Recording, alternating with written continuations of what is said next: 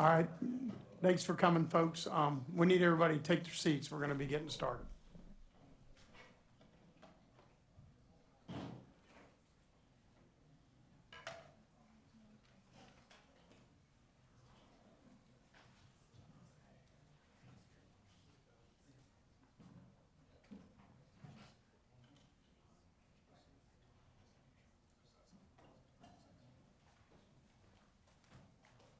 My name is Bishop Wright, for some of y'all that don't know me, but I want to thank y'all for coming out tonight, and this is my first facilitator meeting, so bear with me, and I got some learning curves, but I'm pretty sure I can handle it. I don't see Newton anyhow, but I would like to thank Newton for all of the years that he donated this, and the other two gentlemen that were here before him. So this is an important meeting to all of us that use this land, and this is our chance to get heard, our chance to learn about what happens on the land. So this for that reason, it's important that we all show up to these meetings and we all voice our opinions, and we'll take something to learn something. We got a really nice agenda tonight, and I think y'all will be really pleased with everything we got. So with that said, sure, Drew? Thanks, Bishop, and thanks for taking over and doing this, and I'll have to upgrade my attire to match you. But I'll get right on that. Thanks, everyone, for making the trip. It's really good to see everyone here, and as I always say, I'm glad you made the trip. This is always a very good conversation. I learn a lot, and we can take a lot from it. The one thing that is different, obviously when we're here in this rec forum, a lot of times we end up talking a lot about the stormwater treatment areas, particularly One West and the ones in the EAA, and our use. And we will absolutely continue supporting recreational use, duck hunts, all the things that we've been doing in those stormwater treatment areas. But I'll have to be honest that the anxiety at the Water Management District has gone up starting May 1st, because Newton always pointed out that they're there for water quality purposes. Now we're being held to a legal standard on the water quality starting May 1st. And so we are, like, it's all hands on deck at the Water Management District looking at the water quality coming out of those things. We're optimistic that everything's going to be fine and we'll go forward. But if we feel a little different about our STAs, that's because it's gotten real out there. Hoping I don't see any changes, don't anticipate any changes in recreational use out there, but just wanted to let you know that has now begun.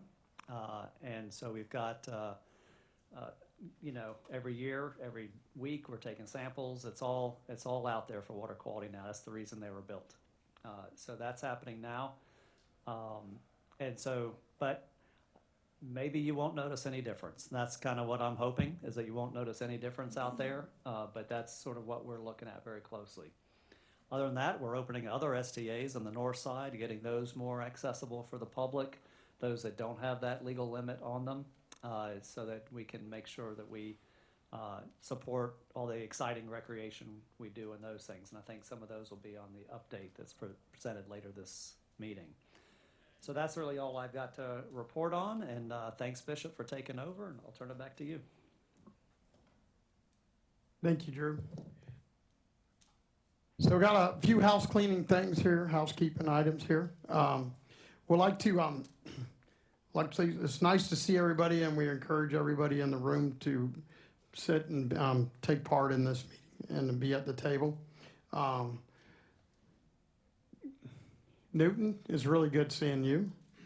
So we'll take public comment after each presentation, and then we'll go to the Zoom and take public comment, and everybody will be given 3 minutes or less. So this meeting is live streamed too, so we're also on Zoom. And so when you speak, please speak into the microphones. Please say your name first and what organization you represent. And that way members on Zoom will know who's speaking, and everybody else will have it documented. With that said, to people on Zoom, if you wish to speak, please use the raise your hand feature. And if you're on the phone, press *9, raise your hand, and *6 to mute it.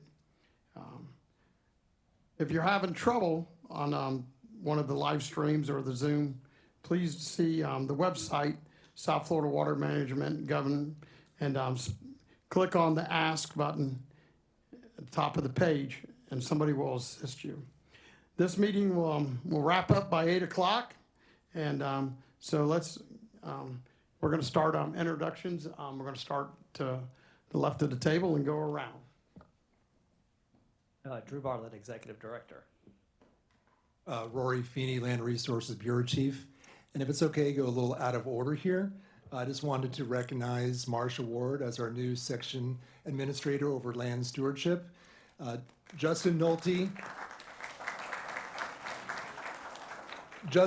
officially handed the baton over to Marsha back in May when Justin took a position as the Bureau Chief over Northern Everglades Estuary Protection Program. So congratulations, Justin. But Marshall, you'll have your chance when you come around. Tell a little bit about yourself and your experience with FWC.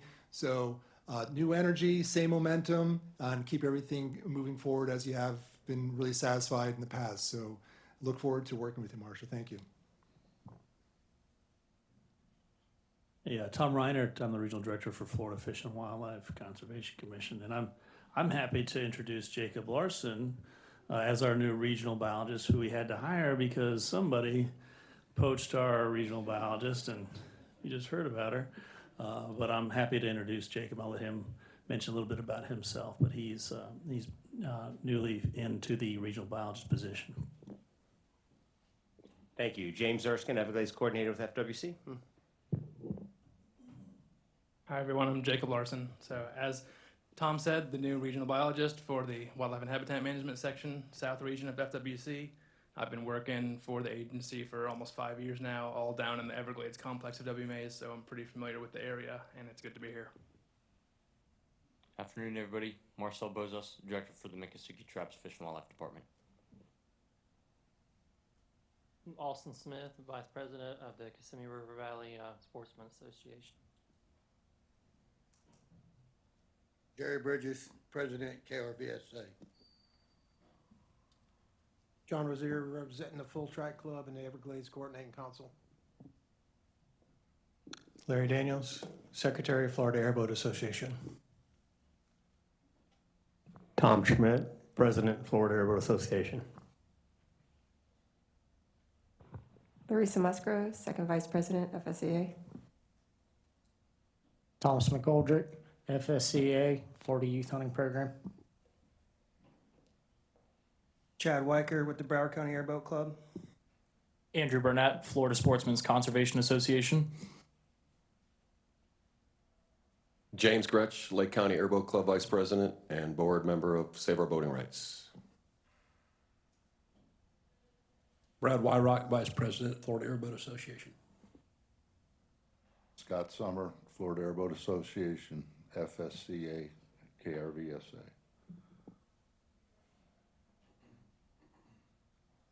Orson Pryor with KRVSA. Mike Elfenbein, Cypress IWLA. I am Tom Oates, also Cypress IWLA. Dan King, First Vice President, FSCA. Gary Garceau, Florida Sportsman Conservation Association. Mark Dombrowski, Florida Sportsman.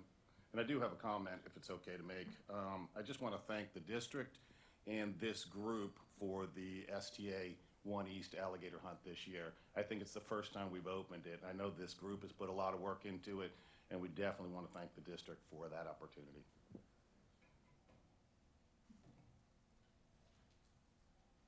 Nicole Jones, Max Fish Camp. Marshall Jones, Max Fish Camp and CCIWLA President. Joe Rubina, Florida Sportsman's Conservation Association. David Gill, KRVSA. BSA. Tatiana Gil, KRBSA. Mike Ross, Florida International University. Licht, Florida International University. Michelle Lee, Florida International University. Mark Barton, Backcountry Hunters and Anglers. Richard Martinez, Backcountry Hunters and Anglers. Bill Evans, Vice Chair, Florida Trail Association, Loxahatchee Chapter. Fred Davis, Florida Trail Association. Eric Suarez, University of Florida. Justin Ulte, Bureau Chief, Everglades and Estuaries Protection Bureau. Just letting y'all know I'll still be here. You can still contact me if you have any questions. And I'll be glad to direct you over to Marcia. James Harbaugh, South Florida Water Management, Recreation Project Manager. Mike Cheek, Section Leader, Public Use and Wildlife here at the district. Good evening. I'm Marcia Ward, new Section Administrator for the Land Stewardship Section. I was with FWC for 21 years, working on wildlife and habitat management and public use on Florida's state lands, and I'm really proud of the time that I had at FWC and have a lot of respect for FWC and glad to still be working with our partners here at the district. Really excited to be here at the district and working with all of you moving forward, and again, just happy to be here. Thank you. Yvette Bonilla, South Florida Water Management District.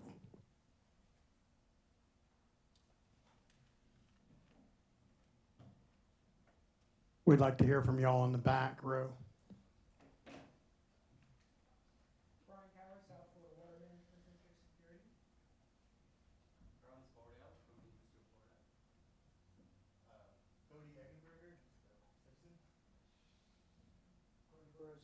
Association of Florida. Vijay Katel. Association. Newton Cook. Robert and Rebecca, Rivergrass Airboat Tours.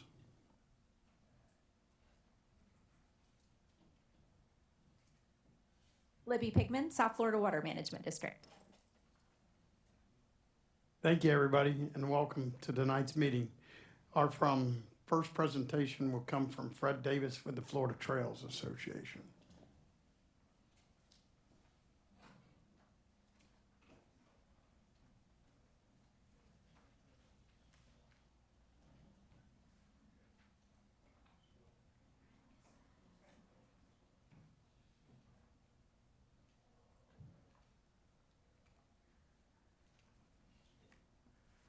Good evening. First of all, I want to thank the Water Management District for giving us the opportunity to talk to you about the Florida Trail and the Florida Trail Association. Drew, I'm really impressed with these meetings. You know, I was here when they very first started, and the executive director wasn't within 5 miles of this meeting. So we really appreciate the interest now that the district has given to recreation. When I was here, recreation was a dirty word for a long time in the Water Management District. So, and Marcia, you now have my job. Do a good job. And I also want to shout out to Newton. Newton, good to see you.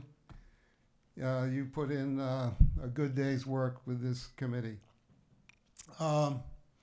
So the Florida Trail Association, whoop, I'm going backwards. The Florida Trail Association was founded by some guys that got tired of going to North Carolina to backpack. Literally, that's where it started. They said, there's no reason that we should have to drive all the way to North Carolina to do a 5-day backpacking trip. Why don't we just do it here in Florida?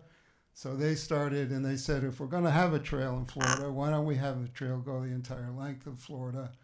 So in 1964, they began to scout out the trail and to lay it out. As we stand today, the The organization has 19 chapters statewide and somewhere around 4,000 members. The goals are stated here. The mission here is essentially in 3 words. Build a trail, maintain a trail, and invite some people to go for a hike on the trail. We believe very strongly in the belief that outdoor recreation is good for the heart and good for the soul. So, wish I had a better map of the Florida National Scenic Trail. The National Scenic Trail system, I'm not sure exactly when it started, but by 1983, the Florida Trail Association felt that they had identified a corridor, and they took it to the Congress and asked that the corridor be established as the Florida National Scenic Trail. At that time, our trail was the only National Scenic Trail, and the other National Scenic Trails, I know you know, it's the Appalachian Trail, the Pacific Crest Trail, the Northern Ice Age Trail. Right now, there's somewhere around 20 National Scenic Trails. When ours was incorporated by the legislature in '83, it was the first scenic trail that was contained only in one state. So it's about 1,500 miles. Like all long-distance trail, the mileage changes literally every year. I did the Appalachian Trail.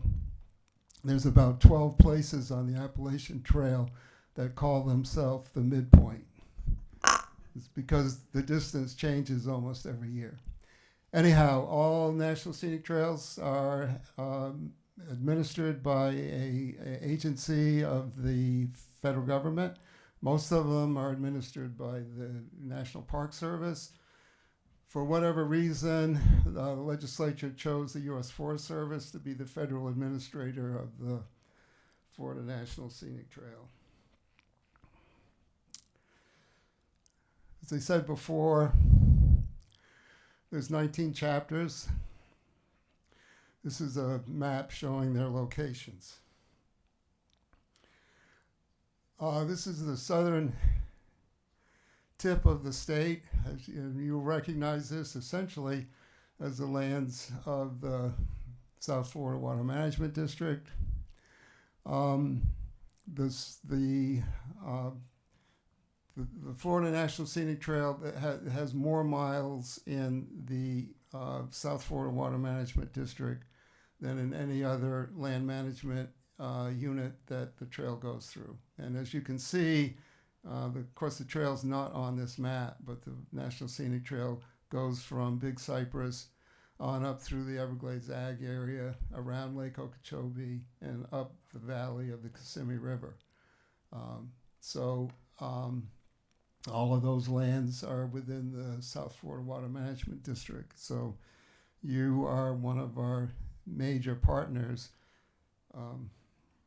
and we appreciate that.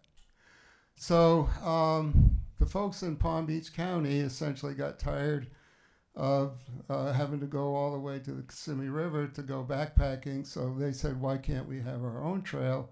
And it might be a good idea to have a trail that goes from Lake Okeechobee to the Atlantic Ocean. Hence, the Ocean to Lake hiking trail was created starting in the 1990s. Folks around here, specifically, where's my pointer here? I need my pointer now. How do I handle that? Oh, I gotta use, see, I have a Mac, so I don't deal with this mouse thing. So when we started out, we had Corbett. Corbett was acquired, obviously, right around the end of the war, as was Jonathan Dickinson. So we had two large parts of the puzzle. The Save Our Rivers program in the 80s provided a lot of funding for the water management districts. That allowed the district to pick up the Dupuy property. So that anchored the west end. And then a combination of acquisitions with the water management district acquiring Riverbend Park and acquiring the Loxahatchee River floodplain, and the county acquiring Loxahatchee Slough.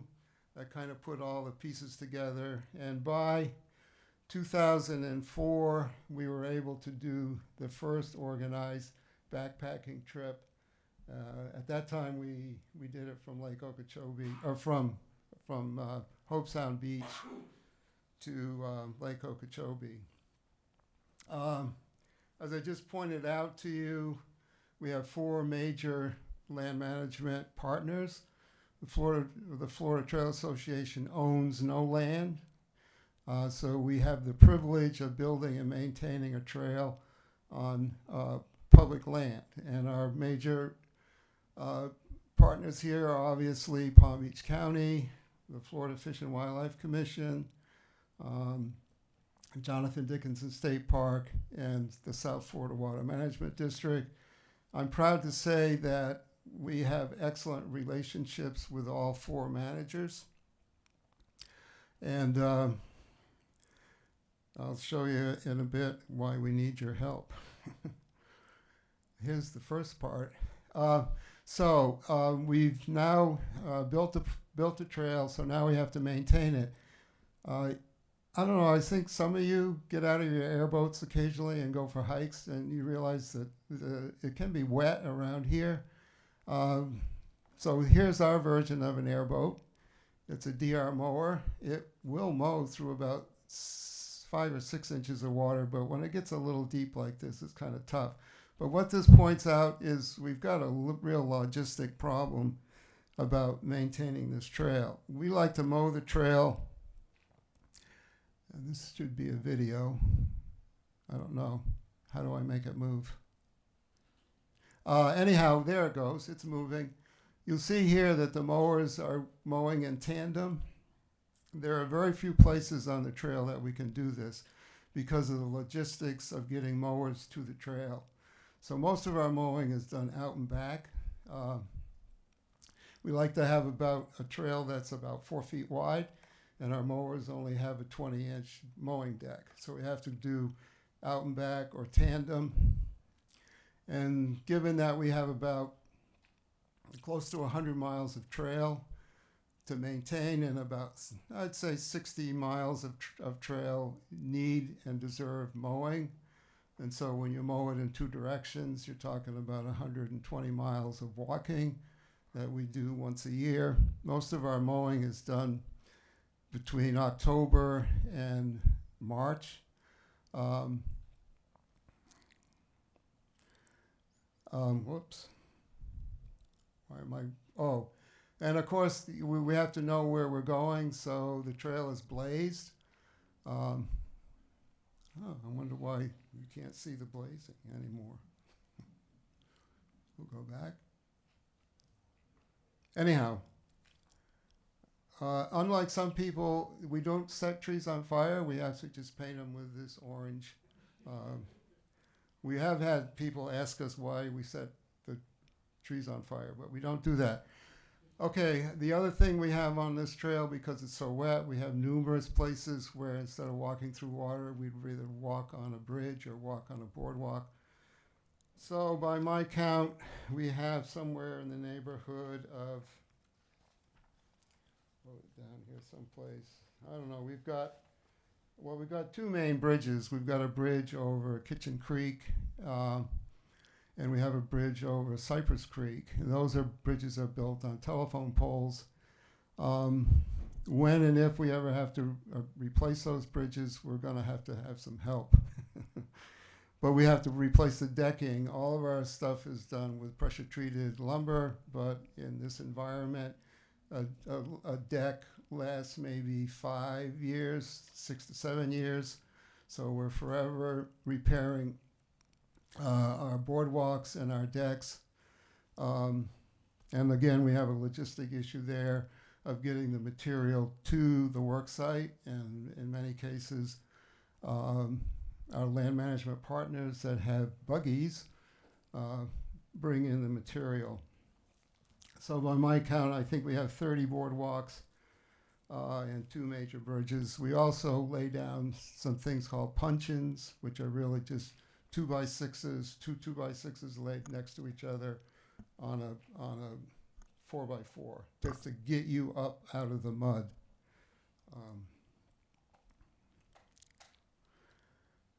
A fun project that we have is trying to control Caesar weed in campsites. I think if you don't know what Caesar weed is, raise your hand. I see no hands. Oh, you don't know what Caesar? Well, Drew, you need to get out in the woods. And you'll get these little tiny sticky things all over you. And then you'll get to your campsite, and you'll sit at the campsite and take these things off your pants and throw them on the ground. And 6 months later, you'll have a nice crop of Caesar weed. So we have a program. It's really it's really an excuse to go camping for the weekend and have a big bonfire, because as they pull up all the Caesar weed by the roots and they put it in the fire pit. We also provide we provide this receptacle here where you can pull your little seeds off and put them in there. And it's a good excuse for a weekend campground. This is my favorite pet project. I don't do much backpacking anymore, but one of the things a backpacker looks forward to, besides a flush toilet and potable water, is a place to sit down. If you're hiking up in, the North Country, you often have a rock or a log or something that sits down. You sit down in South Florida and your butt is going to be wet almost any time of the year. And it's really nice to be able to sit down after 2 or 3 hours of hiking, maybe take your pack off, get out something to eat. And so my goal was to have benches every 4 miles on the trail. And right now I think we pretty much met that goal. We've got about 25 sites where we have at least 1 and sometimes 2 and sometimes 3 benches. So that was my pet project. And now that's pretty much over, so I think I'm going to retire. And by the way, I am looking for a replacement. So if you're interested in being the executive director of the Loxahatchee chapter of this Florida Trail Association, please see me. Be happy to hand over the keys. Trail activities, we use Meetup. I don't know if you're familiar with a Meetup, but Meetup's a way that we can post on the internet our hikes. Here's just the last 6 months. We sponsored 88 events. And it was put on by 20 different activity leaders. And probably we're averaging about 150 people a month being taken into the woods and back out on hikes. Not all our hikes are in the woods. Some of them are in John Prince Park or at Okeechobee. But what we try to do is just to get people out and walk. And we have a very active chapter in that regard. We're one of the few chapters that operates 6 months or 12 months out of the year. A lot of the chapters close down. So we do a lot of day hiking with and without water. That's one thing you learn in Florida. If you're going to hike in Florida, be prepared to walk through water. No, don't take a second pair of shoes. And don't buy waterproof boots. For God's sake, don't buy waterproof boots, because all they do is hold water in. So get an old pair of boots and get wet. Obviously, we built a trail long enough to backpack. So we're pretty serious about trying to introduce people to backpacking. We have several activity leaders that love to do what they call backpacking 101, which is they will help you right from the REI store in terms of what gear to buy. They will go through your pack. Before you go on a hike, they'll take you out for one night so that you can get the experience of walking all day long, sleeping in a tent, and God forbid, get up the next morning and have to cook breakfast. And that's, you know, that's the indoctrination to backpacking. We think we have a trail that is really good for backpacking. There are a number of ways that you can cut the trail short. You can do 2 days, you can do 3 days, you can do 5 days. We have special events. Since we had an Ocean to Lake trail and we wanted to backpack it, starting in 2004, we sponsored a kind of supported 6-day, 5-night backpacking trip. We've pretty much done that every year since 2004. Because of campsites, we kind of limit it to about 20, 25 people. I led that for many years, and I had a 90% success rate. In other words, I only lost 10% of the people I took in the woods. A couple of them we're still looking for, but anyhow. Now the backpacking event has now, we have some younger people come into the organization and they said, well, if we're going to support a backpacking trip, why are we underwriting that with chapter money? Why don't we make this a real event and give people some swag and charge them $160 to go backpacking? And we'll keep the, you know, we'll use it as a fundraiser. And so we've done 3 of these. We raised about $3,000 a piece. Everybody's happy. And we do kind of 3 options. You can hike from the beach to Corbett Youth Camp for a 3-day hike. You can hike from Lake Okeechobee to Corbett Youth Camp for a 3-day hike, or you can hike from Lake Okeechobee to the ocean for a 6-day hike. And that we were able to put about 60 some odd people on the trail during that event. And they had 100%. They didn't lose anybody. You know, I did marathons and I did long distance hiking, but I don't understand ultra running at all.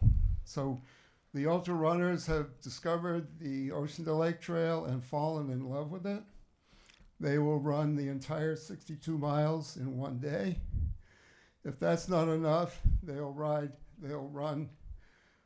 the 62 miles and turn around and run back from where they started for 120 miles. If that's not good enough, they do what's called the lollipop, where they run from the beach to Lake Okeechobee. They run around Lake Okeechobee back to the beach. They pack a lunch. It takes about 3 days that they run it. They all stand up at the end, smiling. They're happy. And there's a special event that we do on district land called Death in Dupuy. And this is a worldwide event. It's done all over the world. It's a 4-mile loop. You have to run the 4 miles in 1 hour. And so you start at 8 o'clock in the morning, and if you're done before 9, you can start again at 9. If you're done before 10, you can start again at 10. You got the idea? So you can keep running the loop, but you have to run it in 4 hours, in 1 hour, until there's nobody left but you. It usually takes at least 30 to 35 hours before they're down to the last person. That is obscene, really is. I mean, I don't understand these people, but not only they give us money, they give us money for the privilege of running their butts off on our land. So that's been a real interesting development for us. And I don't have many slides on this, but I know the other chapters that deal with the Water Management District, the chapters in Martin County and St. Lucie County and Indian River County, they work primarily on the Florida National Scenic Trail that parallels the Kissimmee River, and I know they're very appreciative of their relationship with the district. And then we have some issues down south of the Everglades agricultural area that the district has helped, put the trail on a more scenic route. So I just didn't want to limit, my remarks to how helpful the district has been for the Loxahatchee chapter. So we do at least, probably do at least one outreach event a month. A lot of times we've got a pretty good relationship now with REI. REI lets us do workshops on the weekends, again, to help people spend their money in REI buying backpacking equipment. What we're trying to do with these outreach events, though, is to recruit some membership. Our membership is right now is a little less than 200 members. Unfortunately, like many organizations, only about 10 or 15% of the membership does anything more than pay dues. So we have a little trouble getting active volunteers. And I don't know why, because it's a great fun to go out and mow trails. So having bored you for the last 15 minutes, I'm going to take a break. That's not me, by the way. Thank you, Fred. You're welcome. Thank you, Fred. We're going to move around the room, take comment from the floor. We're going to start over here. If anybody would like to comment. Silence. Tom. Tom Schmidt, Florida Airboat Association. Fred, I just want to say thank you for that presentation. We've all known you a long time and see you at these meetings. But really, a lot of us have no idea what you do out there, and it's interesting to see. And thank you for that. It was enlightening. Yeah, well, thank you. Well, all we do is pick Caesar weed off our clothes and have bonfires. No, it is a lot. It is a lot of work. We do put in a lot of work. Probably about 1,000 man-hours a year. Anybody in the corner there? Mike? Very interesting. Thank you, Fred. My name is Mike. I can't help but not ask this question. It's great that you're pushing a mower through the water, but why don't you have a tractor with like a bush hog behind it if you're looking for 4 feet? We've tried that. We've tried that. In fact, we tried it at Dupuy. Years and years ago, the district gave us an ATV and a pull-behind mower. Well, when the ATV wasn't in the shop, the mower was. Our trail is so rough and so humpy that you can't pull a mower behind. It just will flop all over the place. Plus, there are places where we have to steer very carefully between cypress knees. So now, having said that, and I haven't seen them do it yet, but the Happy Hoofers, I believe the Happy Hoofers in Martin County have bought a trailerable mower, and they're using it on the trail that goes along the Kissimmee River. But they must have some sections that are smooth enough that they can run a pull behind. But we tried it at Dupuy, and it just did not work. So we'd love to do it that way, and then there's the expense of, somebody's got to donate an ATV or a tractor. It's too bumpy. And we only go through the water to get to the next dry spot. So we don't try to go through water. And then Corbett, that can be hard. It can be hard to find the dry spots in Corbett. Thank you, Mike. Mark? I don't have a question, but just honestly just wanted to thank you for the work that you do out there, because you talked about all these groups that use your trails. But I think a lot of the hunters will use them too, just to get out into the woods. It's an easy trail to walk. I know there's like some areas where I'll walk along it and then, veer off and get away from where the people are. So there's definitely a lot of people out there that you probably aren't thinking about that use those trails. So thank you. You're welcome.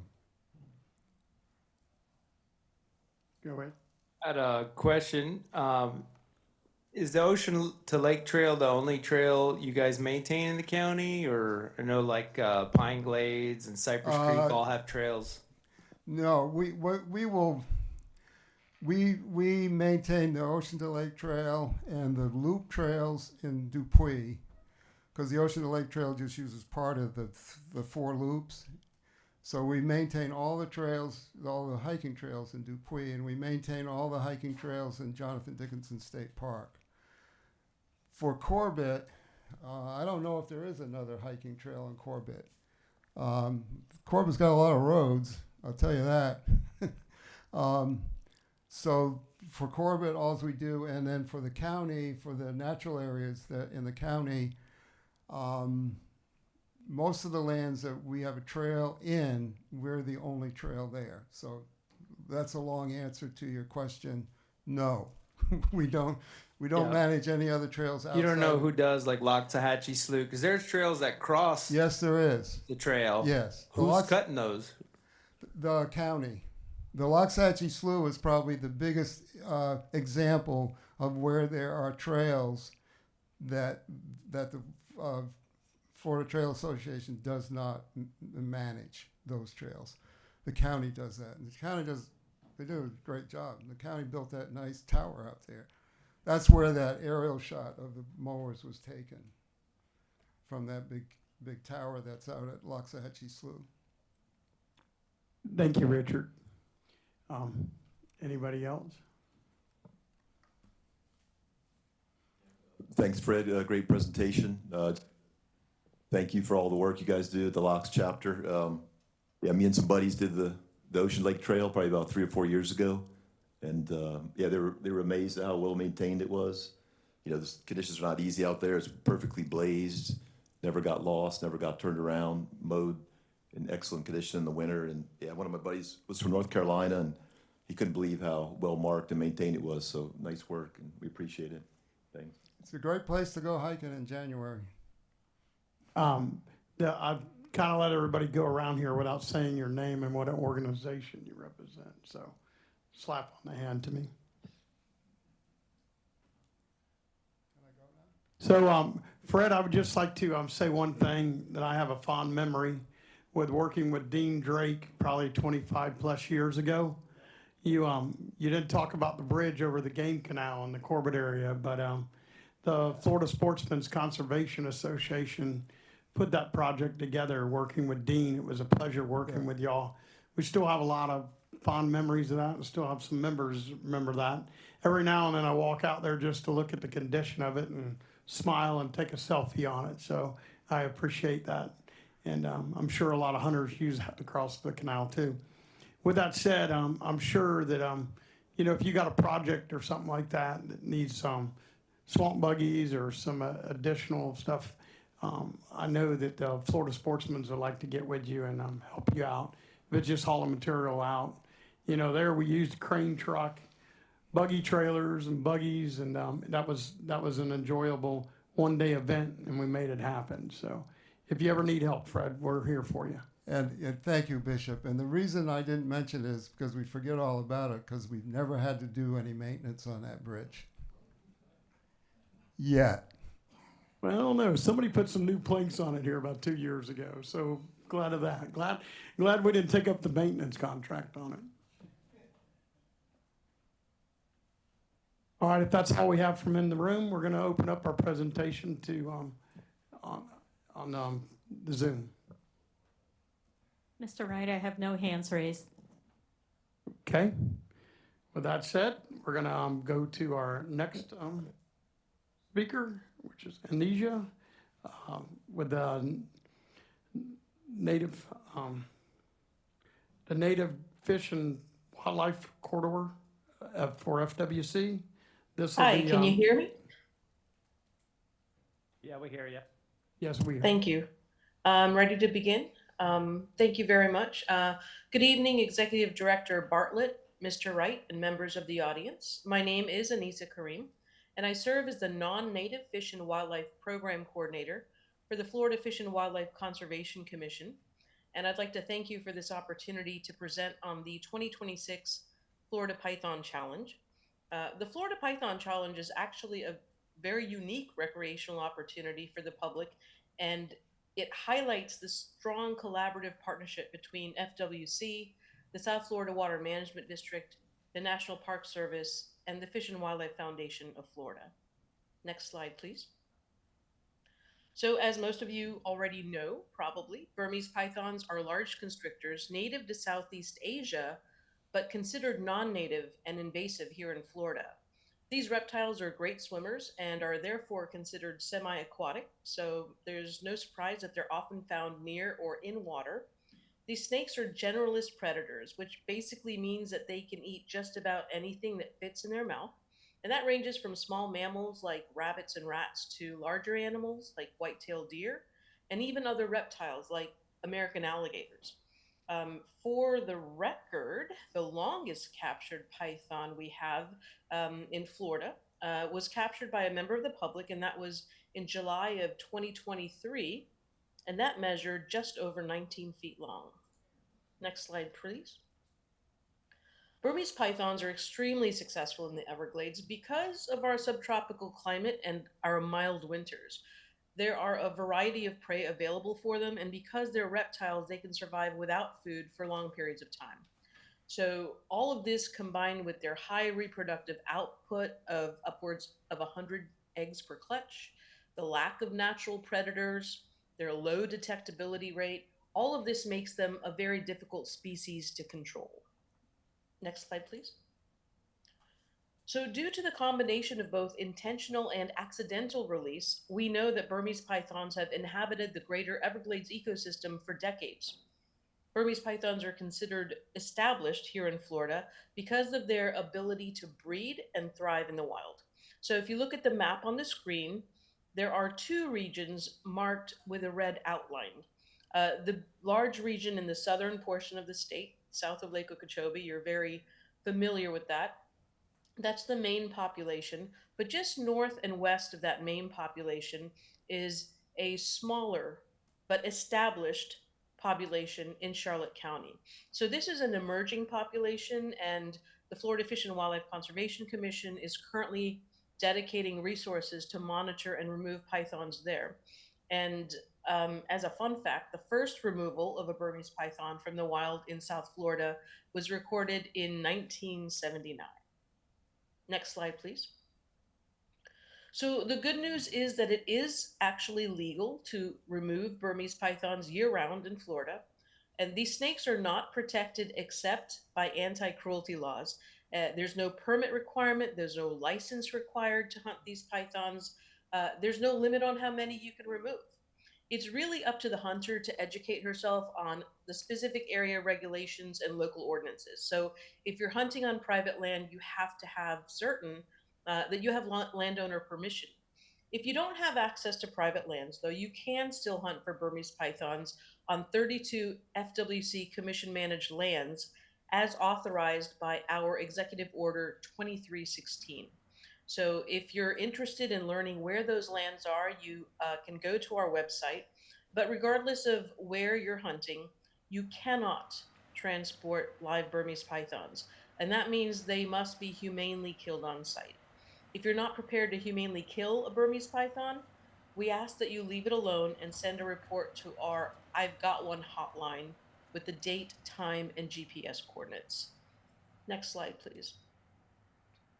So if you look at this chart, the number of Burmese pythons removed from Florida as reported to our agency, the FWC, since 2000 has been significant. And you can see that the numbers drastically increased in the year 2017. And this was the launch of FWC's paid python removal program called Python Action Team Removing Invasive Constrictors, We call it Patrick for short. And this is also when the South Florida Water Management District launched the Python Elimination Program, or PEP. So the Patrick and PEP programs actually work in tandem to remove pythons. And so, as you can see from the chart here, it's pretty evident that these contractor programs have resulted in a dramatic increase of pythons being removed from the Everglades. At the end of last year, over 27,000 pythons had been removed from Florida, as reported to FWC, with almost 19,000 of these removals coming from these paid contractors. And if you look at that very last bar on the very right, that's the year 2025, last year. And in that year, our contractors and the district's contractors together removed over 3,300 pythons, making it a record year for removals.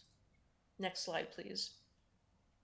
So we know, though, that most people are not contractors, but are still wanting to participate in a conservation effort, right? And that's really how the Florida Python Challenge started back in 2013. The objective then, as it is now, was to raise awareness amongst the public about Burmese pythons and other invasive species, and specifically their impact on our natural areas. So, in addition to being an educational effort, this allowed for the public to understand the complexities of removing pythons. So, the challenge is really a unique recreational opportunity to provide and protect our unique Everglades ecosystem. So certainly there's an emphasis not only on removing these invasive snakes, but also on protecting our native snakes.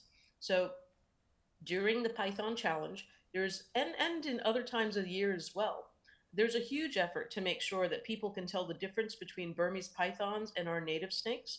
And we also emphasize the ethical and legal obligation to make sure that non-native reptiles are killed in a humane manner. Next slide, please. So in total, we've hosted 8 successful Python challenges, removing over 1,400 Burmese pythons and engaging almost 8,000 people to participate in this activity. Last year's challenge was the most successful in removing Burmese pythons. And it's interesting when you look at this chart, it's kind of you look at the first 2 challenges, 2013 and 2016. The length of those competitions were 30 days. And in 2016, 106 pythons were removed.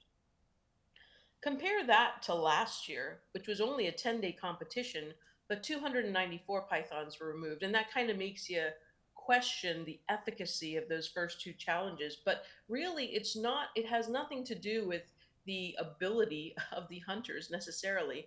It's actually the time of year. Those first 2 challenges took place in January, and you talk to any python hunter, it's difficult, very difficult to find these snakes in January. So these last few challenges have been held in July. That allows for more pythons to be removed in a shorter amount of time. And so that allows people to get out into these lands in really the hottest part of the year, but to show them how pervasive these snakes really are throughout the Everglades ecosystem. Next slide, please. So the dates of the 2026 Florida Python Challenge were announced in mid-May. The challenge will run this year from Friday, July 10th through Sunday, July 19th, and participants can register either as novices or professionals. And those professionals would be the contractors that our agency and the district have. Everybody else would be considered a novice. And this year, just like last year, we have 8 competition locations, and anyone that wishes to register has to take an online training and pay a nominal registration fee. So if there's anyone interested in learning more about the challenge, I invite you to visit the website flpythonchallenge.org. Next slide, please. And so for those people who aren't 100% sure of their ability to catch a Burmese python, we actually offer an optional safe capture training during the opening weekend of Python Challenge. These safe capture trainings allow members of the public to get their hands on a snake and learn how to properly and safely catch these invasive creatures. So while these trainings are free and open to the registrants, registration for these safe capture trainings are required. So if you're thinking about joining us for a safe capture training as a participant of the Python Challenge, we ask that you register for that as well. Next slide, please. So during the length of the competition, we have 3 check stations where participants must submit their captured and humanely killed pythons within 24 hours of their capture. These check stations are located throughout South Florida, and I actually think about these check stations as educational outposts as well, because it's a really good way to get members of the public to come out and get more information about the challenge itself. And historically, in addition to registrants turning in their pythons, these check stations have been really valuable to help us educate members of the public about this really important event. Next slide, please. So the competition locations are, as you might imagine, in South Florida, where the vast majority of the python population exists. This year, we have a really fun interactive web mapping tool that's available for anyone to use to customize a hunt map. So registrants can go in and create their own map of the areas they want to search, and even members of the public who are not registered can go in and look at these maps to get better acquainted with these lands. The interactive web mapping tool was made possible by the amazing staff at the South Florida Water Management District. It was really a boon to the challenge this year. We're looking forward to seeing how members of the public interact with it. I must admit, I love maps. I love looking at maps. I love zooming into maps. And so I've been looking at it quite a bit, and I'm very impressed with what they've come up with. Next slide, please. So certainly addressing the issue of Burmese pythons across our landscapes, it takes strong partnerships. And Superintendent Ramos reminds us that protecting the Everglades requires strong collaboration across agencies, organizations, and the public. And so it is in this spirit that we start the 2026 Florida Python Challenge. Next slide, please. And so we invite everybody to learn more about the challenge by visiting flpythonchallenge.org. And for those of you who are ready to take the next step, registration is open. You can scan that QR code and that'll take you right to the website. And with that, I thank you very much for your time, and I'm happy to entertain any questions.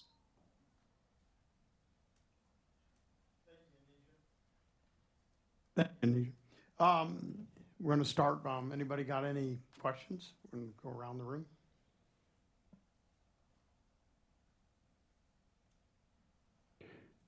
Please state your name and organization. My name is Mike Elfenbein, and I'm with Cypress IWLA. Great presentation. I had some really quick questions, and I'll shoot them all out to you, and feel free to answer them in any order. So sure. You mentioned Superintendent Ramos's commitment to collaboration. Last week, you may have read in the news a story of a gentleman who captured a python in Everglades National Park, only to be greeted by a ranger and a $180 ticket that they had to go to court and have dismissed, and had to actually have a guy come out and do a whole news story. Has Superintendent Ramos's commitment to that resolved that issue? That's one. Two, have you found is there any documentation of wild hogs in the pythons that are being captured? And would the data that you presented on that slide showing the years and how many pythons are being caught indicate that the python population is not decreasing? And then are you catching pythons in the Dinner Island OK Slough complex? And I can repeat those. I know that was a lot. Thank you. Sure. Thank you for those questions, Mike. So any pythons that are caught and reported to us are also housed, that data is housed on EdMaps. So anyone can go on EdMaps and look at the map of the points on where pythons were captured. So not only do our contractors provide us with the data, but then it gets housed in the central database. So for the Dinner Island Slough question, I invite you to go to EdMaps, and I'm happy to provide that link for you, Mike, to allow you to access that data. In terms of what the pythons are eating have we found hogs in the pythons? I believe that was one of your questions. We don't do necropsies on all of the pythons. There are researchers that are looking at diet and habitat use by pythons, so I can't speak to their research. As an agency, our main goal for this program specifically is the removal of pythons from the ecosystem. So we do fund research that looks at data on diet versus habitat, and those researchers can better speak to what exactly they're finding and the rates of which animals they're finding. Um, there was a question about the gentleman that was cited for removing a python. I can't comment on that at all, but we have not seen any waning interest from any of our partners in participating and partnering with us to remove pythons. This partnership in removing pythons has always been a strong collaboration. I don't believe that I have all the facts of that case to actually comment on it, so I will not do that. But I do know that the commitment to remove pythons has remained strong. That has not ebbed. So we're very happy to have our partners working with us on Python Challenge. Was there another question, Mike? Did I get them all? No more questions. I wouldn't say that you definitely heard my questions, but I did not walk away with any answers of substance to any of my questions. But yes, you got them, and I appreciate it. Thank you. Thank you, Mike. All right, Anissa, Tom Oates with the Cypress chapter at IWLA. My question pertains to the training. I've done the training several years in a row now, and it always seems substantially the same. It's about 45 minutes. Why is the training required renewed every year, and doesn't it seem like a barrier to entry to the program? We don't believe it's a barrier to entry because it is extreme. Well, so to answer your question, there are small substantive changes that happen from year to year. And to make sure that people, one, are aware of the current year's rules and regulations, and two, remember if they are renewing participants to remember the ones that stay consistent. That's one way that we can ensure that everyone starts off on the same page. You may have a pretty good memory and maybe you feel like you don't need the training, but we can't assess that on a person to person basis. So we try to make the training as comprehensive as possible, and it is absolutely as up to date as possible. So everybody participating in this year's challenge, taking this year's training, knows that they know the rules for this year. So as we've made changes throughout the year, that training has actually changed, and it may have been in little imperceptible ways, but we do look at that training. We review that training in-house and with our partners every year. So it's not just a carbon copy. We make small changes every year to make sure that we're capturing what the essence and the rules for the challenge are. Thank you, Tom. You good? Anissa, I'd like to add to that. Anissa, Rory Feeney, Land Resources at the district here. We also expect that same level of annual training of our own contractors. So that is something that we re-up our own contractors to make sure that they're staying above board and up with the latest technology. Go ahead, Eric. Eric Suarez, University of Florida. Just to answer your question, Mike, I looked at python poop for a year from various sites, the Naples area and Everglades National Park mostly, Big Cypress as well. And I did find at least one wild hog. And if you're more interested in more information about what's been found in the diet and everything like that, it hasn't been published yet by the main principal investigator of the project, but there is a document out called the Python Synthesis. If you just Google that, it's a very, very extensive publication that was done in 2021, I believe, and it'll have, it'll give you all the stuff that's been found in their guts. It's just Google Python Synthesis, because it's basically a synthesis of everything that's been done research and management related up to that time. And it's a huge author list, collaborators from a lot of agencies. But yeah, I did find at least one wild hog in a python. And I think there's been 3 total. And just a question for Anissa. Anissa, you mentioned earlier that pythons are prohibited, and if you want to remove one in where you have landowner permission or in those wildlife management areas, that you can't transport it live. Can you tell people how to be able to humanely kill them in the field like that? They can have maybe potential tools available in case they do interact one and don't have to leave it there if they're comfortable with humanely euthanizing the python. Sure, absolutely. Thank you, Eric. Good question. So yeah, so like I talked about, there are ethical obligations to treat even non-native animals humanely. And so, if you would like to learn how to humanely kill a python in the field, we do have on our website flpythonchallenge.org. We talk about how you can actually humanely kill pythons, and the first step is um, immediate loss of consciousness, and the second step is actually pithing the brain, going in and scrambling the brain with the appropriate tool. That is something that is gone over in great detail on the website. So flpythonchallenge.org is a good resource for that. Thank you. Is there anybody? Go ahead, Mark. Mark Barton, Backcountry Hunters and Anglers. So you mentioned that really the goal of this program is to remove these snakes from the environment. And I definitely understand that there's a lot of benefit to having a program like this because it brings a lot of awareness to these non-natives.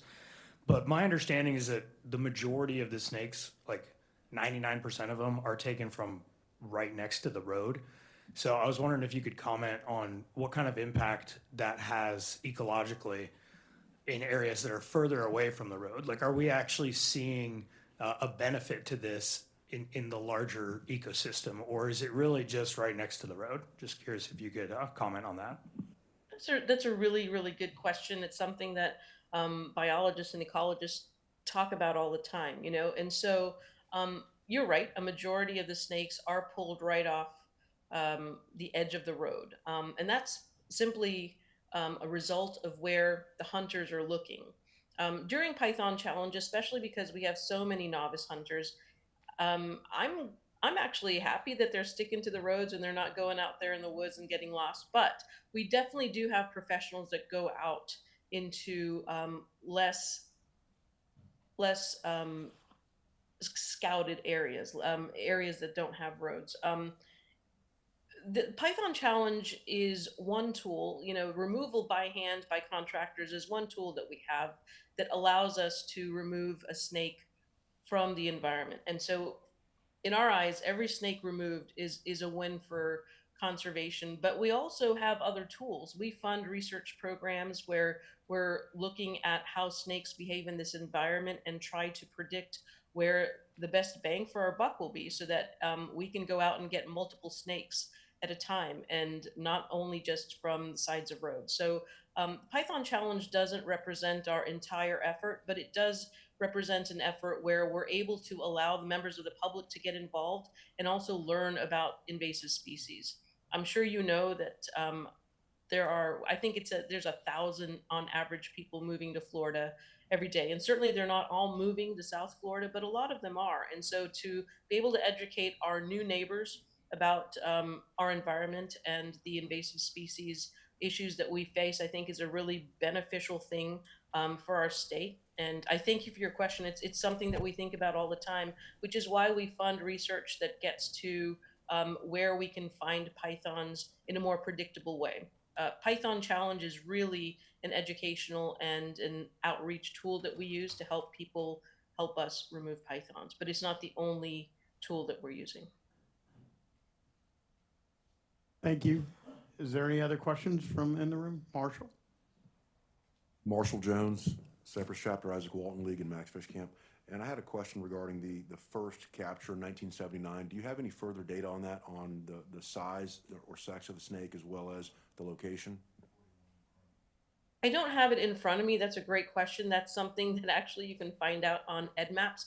But if you email the email located on flpythonchallenge.org, we can get that information to you.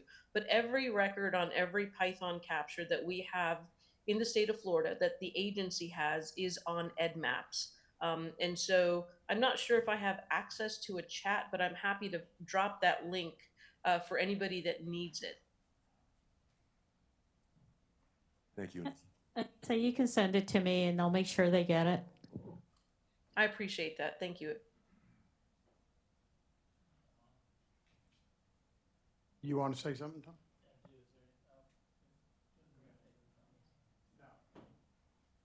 All right, yeah. Just, I was gonna jump in there. That Python was Chrome Avenue, just west of Chrome by where the detention center is on Tamiami Trail, and if I remember right, it was like an 8.5 footer. That was in 1979. Thank you, Mike. Yeah, thanks, Mike. Tom Reiner, FWC. I just want to thank Anissa. She's our program coordinator. She's up in Gainesville. I appreciate her taking the time to present to this group, and also she's just presenting on the Florida Python Challenge. We have a whole comprehensive program that she's in charge of. We've got a lot of great folks there in Gainesville working closely with UF, and then we have our team down here at Sunrise. So a very comprehensive program. Work very closely with the district on these removal efforts. And thank you, Anissa. Great job. It's my pleasure. Thank you so much. We have no virtual comments. No hands raised, sir. Thank you. I appreciate the time. And, Thank you so much. Our next guest speaker presenter will be Mike Effenbein.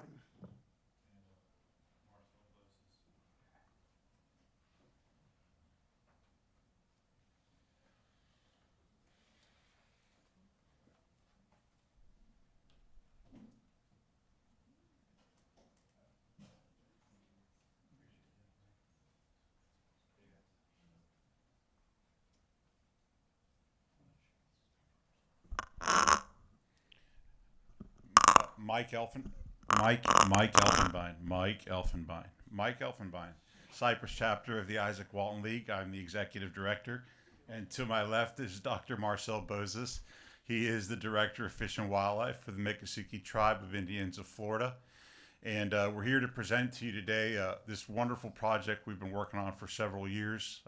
For a lack of a better name, we called it the Everglades Deer Reintroduction Project. And before we start, I want to say that I've sat on the other side of this room for many years, and Drew has been on the receiving end on this side, as have other people. So I'm prepared for you to reverse the room today, Marcia, Tom. I'm prepared, and so we'll move ahead. We started this project in conversation about 6 years ago. But we've been talking about these issues in the Everglades for the last 20 years, and the history of deer in the Everglades is long. Long before we came here and started this project to rearrange the landscape, deer were documented by the indigenous tribes, the surveyors and settlers that arrived here, and in modern day by gladesmen and sportsmen who recreate on the landscape. Where did the deer go? We've experienced a 98% loss of deer in the Central Everglades, as well as a 98% loss of mammals in Everglades National Park. The Miccosukee tribe hasn't seen deer on the reservation in over a decade, and for the most part, a landscape that had an extremely healthy and robust population of deer has disappeared.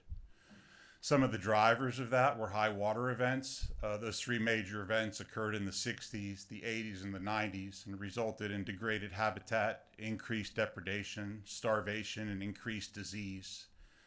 We had some good news in June of 2025. The United States Army Corps of Engineers announced operational deviation of the S-12s, the 343s, and the newly constructed or under construction 229s that are along the L-28 levee. These structures are the ones we often talked about when we're talking about the Cape Sable Seaside Sparrow. This picture here is back in the 80s when they were trying to save all the deer during those high water events. One of the main drivers is predation. A lot of that is due to panthers. There was a study that was conducted completed in 2018 that indicated that panthers were the #1 predator of deer in Southwest Florida. Obviously, there's no shortage of information indicating that pythons are taking deer. And historically, before panthers and pythons, bobcats were identified as the #1 predators of deer in the system, and of course, alligators and bears. Why now? Really, why now was collaboration with the Miccosukee Tribe of Indians. They have been absolutely incredible to work with. Marcel and his team have just been just very knowledgeable and very interested in seeing this process succeed. Some of our motivated partners, of course, was the Cypress chapter of the Isaac Walton League, the International Order of T. Roosevelt, the Cabela Family Foundation, which is has filmed, is in the process of producing a documentary that you all will be able to see on Animal Planet later this year.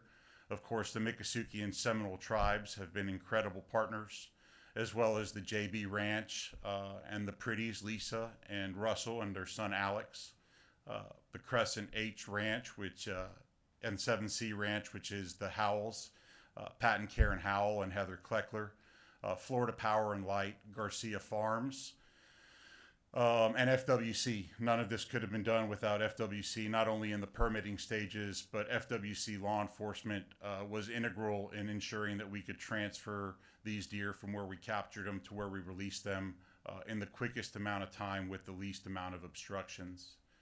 We had incredible support from stakeholders. Many of you are in the room today.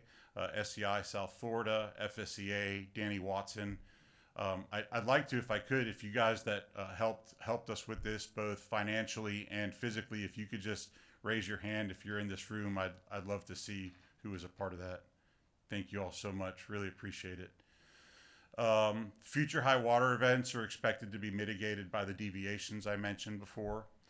We worked really hard for several years, and you'll see here shortly, to reestablish a wild hog population on the Miccosukee Reservation, to establish a prey base in a place that was devoid of any mammals. We planted 3.5 miles of joint vetch to prepare for high water conditions, and we expected that with this year's drought and dry water conditions, we would be able to have a good recruitment year with the initial introduction of does. The continued success of python hunting by the Miccosukee tribe, Florida Fish and Wildlife Conservation Commission, South Florida Water Management District, and the public at large has had a huge impact on limiting that predation we mentioned earlier. Panther numbers appear to be in decline, and most importantly is the Miccosukee tribe began a 5-year moratorium on hunting in those Miccosukee lands to ensure that those deer would have a greater chance of survival. This was us releasing those hogs in February of 2022. I guess I'll have the same issue here with the play. I see it. I see it. I see. Are you doing it? Or, no? Can you say that again? If perfect. You got it, Molly? Thank you.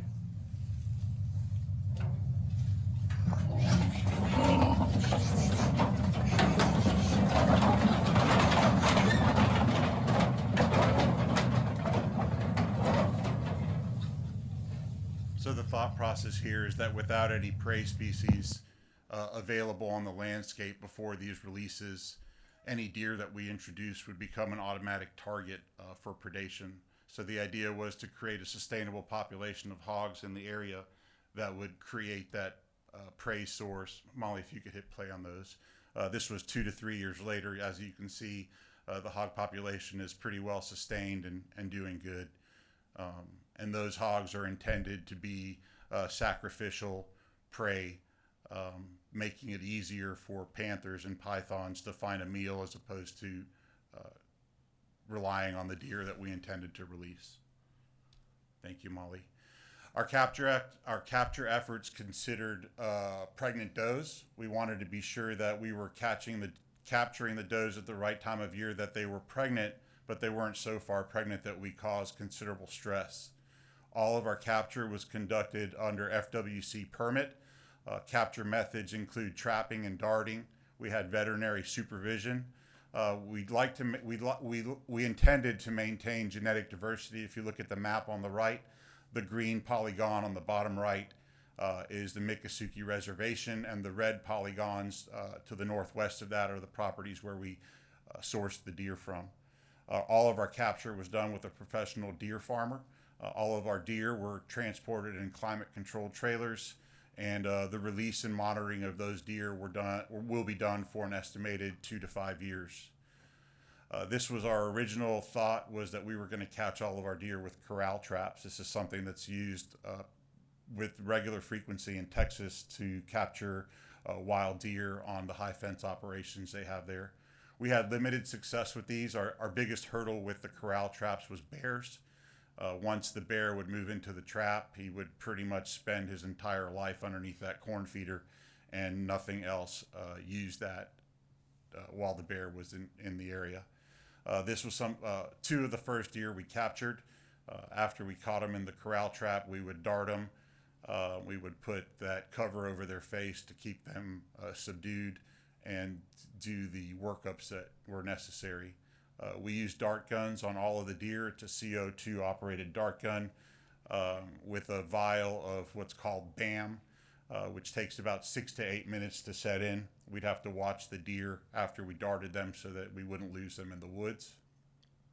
This is that workup team. So you've got Marcel there on the left with Miccosukee Tribe. You've got his partner Nick in front of him, and in between them is our professional deer farmer who helped us with capturing deer with his experience of doing 1,000 or 1,500 deer a year.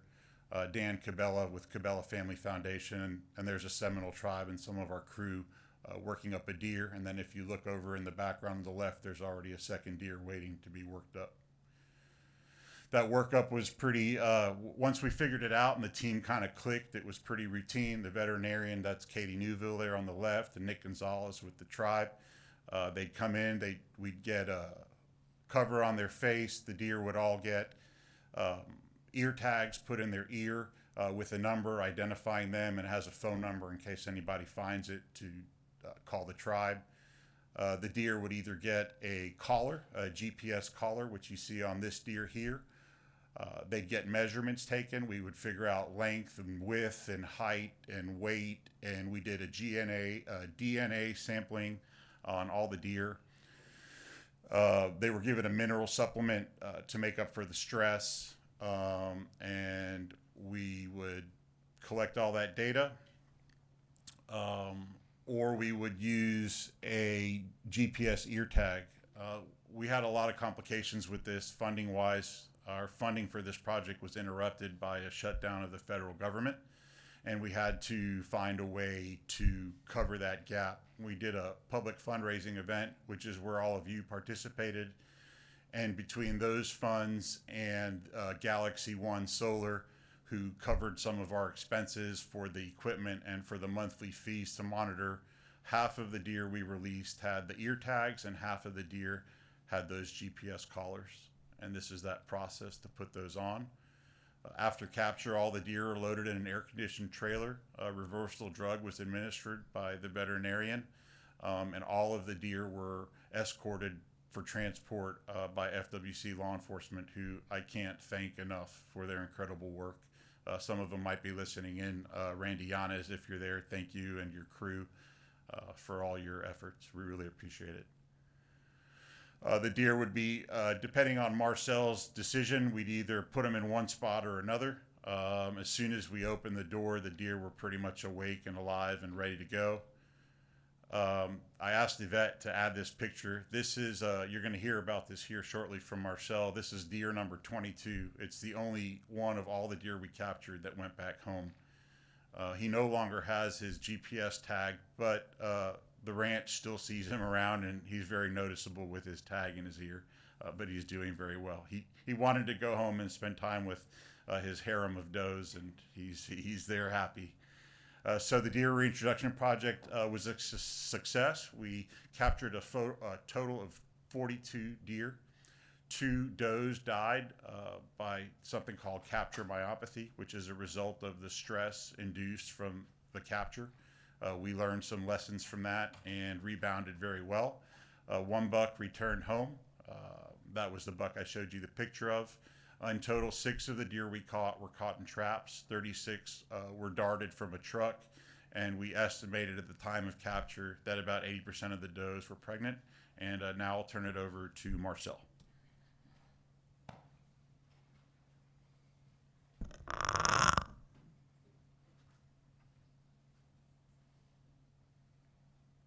All right. Thank you. So now to get into some of the findings where we're at today. As Mike mentioned, of the 42 deer, we did have the 2 capture myopathies, and the big lesson learned there was those 2 that passed were the 2 smallest deer. So even though the literature says that if you do proper dosage, you don't increase risk of capture myopathy, our study kind of suggests otherwise. Could be coincidental because of how small the sample is of the 2 passing, but we decided right then and there to not continue that, and we stopped taking deer under about 70 pounds. So beyond that, we've had 8 failures.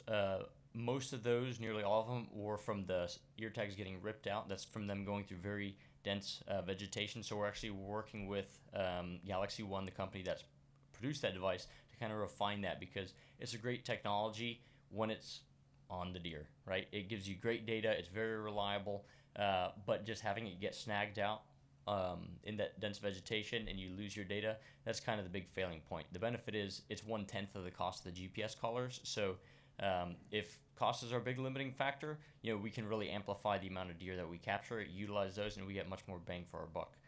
So that's still a promising device. We want to keep trying to refine it so we don't run into that high of a failure rate, which we're not too thrilled about. We also have a pretty rough estimate for deer ages. When you properly age deer, you have to look at the back, premolar and molar, the enamel and dentine wear. However, when you're working with those deer in the field, you can't pry up their mouth and see that far back. So we just kind of used a method that's more often used for domestic livestock. So looking at the incisors in the front. It's not a tried and true method, but even the best, not the best, but the dentine enamel method that you typically see has only about a 40% accuracy rate. So it's not great. Really, the only reliable method is to actually cut out the tooth, chop it open, and look at the rings of it. And we're not going to do that for these live deer, right? So, and that's fine, because really with age, the only thing we're really interested in at the end of the day is it a fawn, a yearling, or is it mature to be sexually reproductive? And so we were able to get that information just by looking at pretty much the size of the animal, right? We can just kind of objectively look at that, and then we're just trying to use that incisor tooth development in the front as a correlate to see if it is something that we can refine for future use for these infield measures. As for deer size, for most outdoorsmen here, Florida deer are not too big. Our big buck that we've caught so far was only about 125 pounds. So pretty respectable for down here in this environment, with the average weight being closer to 100 pounds. So if you look at this top left graph, what you'll see, this is the median daily distance traveled by deer, right? So this is, if you look at the hourly GPS locations for each individual deer and sum them up for the end of the day, that's your daily distance. Now, we did that for every single deer for the entire period of record, and what you see is you have this big spike right at the beginning, right? And that's because from November 8th to pretty much end of December, that was the bulk of our capture, right? So right when you capture the deer and release them, they go in this period of this wide dispersal events where they're trying to understand the environment, move across the landscape, and so you have much higher daily movements. And then once they kind of get situated, it kind of plateaus, and you'll see that their median daily distance that they travel is somewhere around 1 mile per day, right? And so another thing that was very interesting was that you have pretty wide variation in that median daily distance that the deer travel at an individual basis, right? So if you look at this graph here with the yellow bars, each bar is representing a different individual deer. Some of our deer travel as little as 0.1 miles a day on average, and then others upwards of 2 days or 2 miles per day on average. And then, of course, individual days vary quite widely, right? You'll have some of these deer travel 8-10 miles in a single day. And then we can also look at our hourly GPS locations and see what is the distance traveled from point A to point B to point C throughout the entire course of the day. And what you find is kind of contrary to what a lot of folks think of deer being very crepuscular, right? Being highly active in the early morning and the evening time. And what you see is actually they're pretty stagnant from 6 to about 7 o'clock. It starts to pick up with peak of movement or dispersal being around 10 a.m. and then it gradually decreases throughout the course of the day. And of course, this is just the kind of generalized pattern. It gets pretty wacky when you look at individual deers and different dispersal events, but that gives you kind of good general picture of the time of day that these deer are most active. So now we're moving on to our next phase of monitoring, where we're trying to get a better understanding of, for one, the recruitment of these deer, because we estimated about 80% of them, of the does, were pregnant. And so to follow up with that, we deploy drones that are equipped with thermal and just regular visual cameras to send out our drone to the last known location, look at the deer, and see, do we find fawns with them or not. And then that's also supplemented by opportunistic observations from our biologists and other staff. And so what we're trying to figure is what percentage of these does were actually pregnant, which percentage of those have fawns, and if we can continue to track those fawns into maturity, which ones of those survive to adulthood and potentially become part of that reproductive population. And so far, we've surveyed 1/3 of the does that we actually have released, and we're continuing to do that. And based off our preliminary estimates, about 90%, so 89, was pregnant from the time of capture and actually gave birth. Some of those does had multiple fawns and some had 0. And if you average it out, it comes out to 1 fawn per doe. So we're also starting to look at behavior with the use of these drones.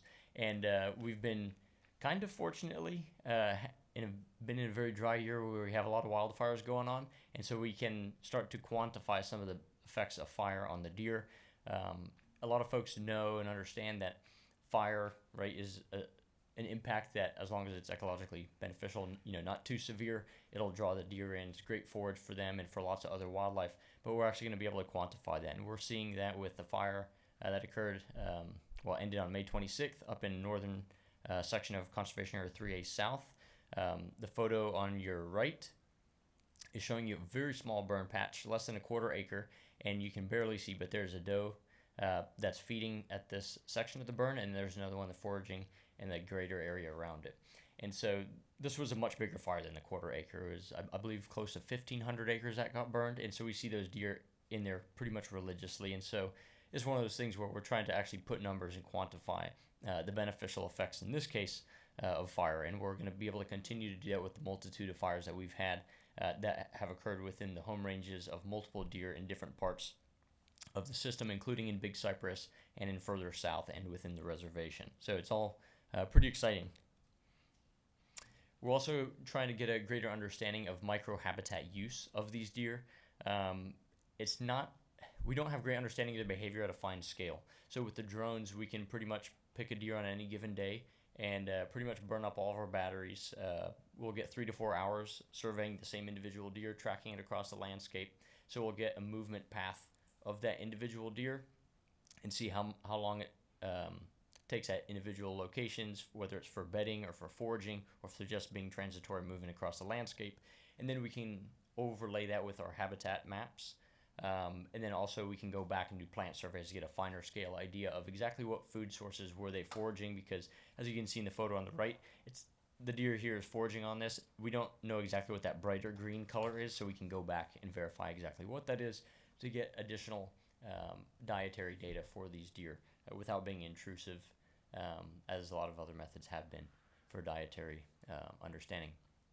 We're also trying to get a greater idea on deer's habitat selection or avoidance. So the photo on your left, this is showing you, it's pretty much a thermal image, right? So, but kind of the lighter area is showing you more grassy herbaceous habitat, and then the darker areas are more wooded, shrubby vegetation. And you see this red hot spot, that's your deer right there in the middle. And so the deer was bedded down there. And so we're trying to actually quantify, what are those individual habitat features, whether it's a small wooded patch, what size of the patch, what are the water conditions. We can start to get very fine scale data for all of these habitat features and see what they really like and what they avoid. And we're already seeing some pretty surprising effects that we didn't really anticipate. And so if we look at the broader scheme of things, we had reintroduced those deer into pretty much the heart of the Miccosukee Federal Reservation, south of I-75, and about 75% of the deer stayed within a couple miles of that release location, which was expected, but we had about 25% of the deer go off on these long treks. When I say long, I'm talking 20 miles or more away from the release location, and they pretty much spread out in very, very wide range of habitats. You have some that went down to the southern end of 3A, pretty much at the border of Conservation Area 3B. We have a doe that's camped out at the southern end of 3A, more towards the western edge. We've had some go all the way down pretty much to what's now known as Alligator Alcatraz. We had some go all the way down to the mangrove coastline and stay in the slash pine habitat down there, adjacent to the coast. And we have several deer push west into the big cypress. So a lot of different habitats have been covered by these deer. And so this is a very fortunate part of the project where we'll be able to pretty much assess every type of habitat that we do have in South Florida and see, at least to some extent, how deer are using it differentially. So another very important thing we're looking at is how different landscape features affect their movement or dispersal on the landscape. And so one thing that immediately became very apparent and was pretty expected was that this highway complex is a major barrier for deer movement. This is our actual GPS location. You can see there's several deer on the south side of I-75, but that highway complex of canal, guardrail, highway, guardrail, canal, the deer are not going to cross that, right? And so we're trying to quantify, okay, what exactly is that threshold of barrier that the deer feel comfortable crossing, so we can better integrate that with our state and federal partners, so we can better manage for wildlife crossing across the state.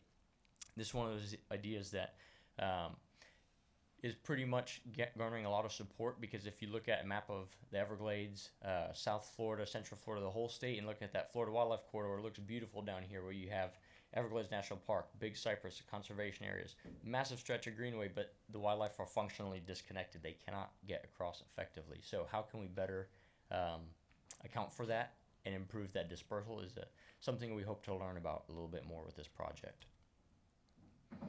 And so one of the things that we have seen is that you do have some instances of them crossing these highways, right? So this roadway that you're seeing here, this is Tamiami Trail, US 41, where this is one of our does, came all the way down, pretty much hit that highway complex and refused to cross, just continuing parallel across it until she came across the very first point in which one of those layers of that highway complex was removed. And this is in the form of a land bridge crossing over the canal, in which she readily crossed and continued her southward journey. And we've seen something similar with the highway underpasses along I-75, where these highway underpasses were really put in for the Florida panther, and they're specifically designed to be predator friendly, which in design, if you understand prey species behavior, they don't really like to go in an enclosed dark tunnel, right? They feel like they're going to get ambushed, so they tend to be very reluctant to cross through these highway underpasses. But we have had 2 of these deer go through them, and you can see there's several instances in which deer pass by all those green boxes or the underpasses. So they come in close proximity and assumedly see them and are aware of them, but they generally refuse to cross with some exception. So how can we make these sort of crossings a little bit more friendly to further encourage dispersal of those deer and other prey species? So right now, those 2 good examples of us seeing deer cross comes down to the fact that we just compromised the canal, inhibiting them, right? So then our mind immediately went to, well, is it not this highway complex, but is it simply just the canal that impedes them? And our data looks like no. We have an area where you have a canal and levee. It's a pretty wide canal, 180 foot wide, so about 60 yards. And we have some other smaller canals that these deer readily cross. Sometimes the deer have crossed these canals 2 times in the exact same day, and it's loaded with alligators. This is one of the photos that you see here. All those little heads, a lot of different alligators. Thankfully, we've had no predation of our deer. I assume it's probably going to happen at some point, just with how much these crossings have occurred, and it's just natural, one of these things. But we've not seen it yet, and point is, these deer are readily crossing that. So it truly does seem to be that it's that complex of having the roadway as well as the canal as being the major barrier here, right? If you can remove one of those layers, you're going to be able to facilitate that dispersal of deer much more readily across the landscape. And that's kind of this last point that I have in summary here. And so in addition to kind of resolving that highway complex issue, trying to consider wildlife crossings that are more conducive to the prey species, not just the panther crossings, which are great for the panther. They're very effective. And then some of the other summarizing points here is that the reintroduction to date, right, we've only had about 6 to 7 months of data. It's been quite successful. We've established that core population of 40 individual deer. We have an estimated 100% of fawn recruitment, one fawn per one doe. So we're going to see a pretty significant increase in the population from one year to the next, and then it'll just be interesting to track that survival and see what we actually get a year, 2, 3, 4, 5 years from now. We're also seeing pretty interesting use of the different habitats, including some areas that presumably were low quality habitats that these deer readily utilize, whether it be because it's not what we typically consider as high quality vegetation, or because there's much more water than what we would typically consider as optimal for white-tailed deer, but they're using all these different landscapes. And then so to track that data longer term and see how the different home ranges of these deer set up and what areas they're foraging in versus bedding in, we're going to be able to tease a lot of that apart just in this coming year. And again, as Mike said, hoping to get 2 to 5 years of data, especially off of those the solar trackers. Those kind of have an indefinite lifespan, and we're hoping to learn exactly how long that is. So with that, happy to take any questions, comments. Thank you.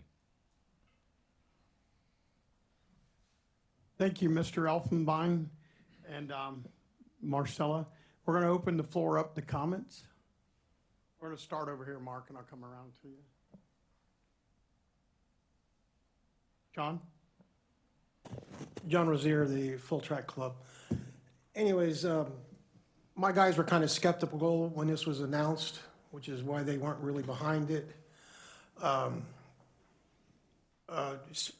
Just for reference, I've been hunting out there since the 70s. So I can tell you they're not going to go across Alligator Alley. And that was even before they had the 4 lanes and all that stuff. They didn't go across in the 70s. So that's a natural barrier. Some of the comments of my guys, we were talking, they said, well, the Miccosukie's doing it, you're releasing it on Miccosukee, what do we care? My group primarily is 3A North, as many of you know, and Holy Land and Rotenberger. So one of the questions is there any plans to introduce deer on that side? Because I can tell you they're not going to go across. Some of the other things is that they wondered, and I'm glad I came here tonight to see the presentation, because I know I was told they're not where they were released. They've managed to move out, which is great. But even in the cypress, they're not going to, like you said, those underground things that they built, deer don't go through them just for that reason. The panthers love it, and you might see a bear and some, raccoons and all, but deer, they're skitterish that way.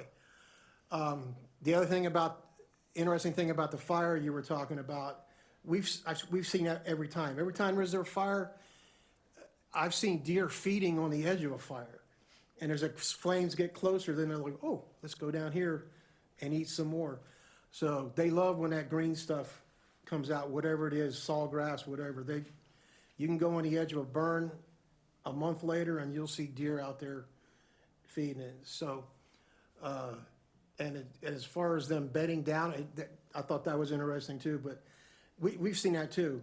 You'll have a big slough or you'll have a fire burn and it'd be nothing there, but you'll see a little bunch of sawgrass, and you'll go by and all of a sudden there goes a deer running out of it. You're just like in the middle of nowhere. So these are all things that us that have been out there have seen this. So I applaud the program. It's going to be hard to get the guys who hunt, and let's face it, deer introduction is not to just have a big population of deer. It's so that the Miccosukee tribe can go back hunting, because the deer are not there, so hunting is down. And I don't care what anybody's thought is, that's what the bottom line is, what we want to see. I also want to say, back in the 80s, I was there in the 80s with the deer save, trying to, save deer and all.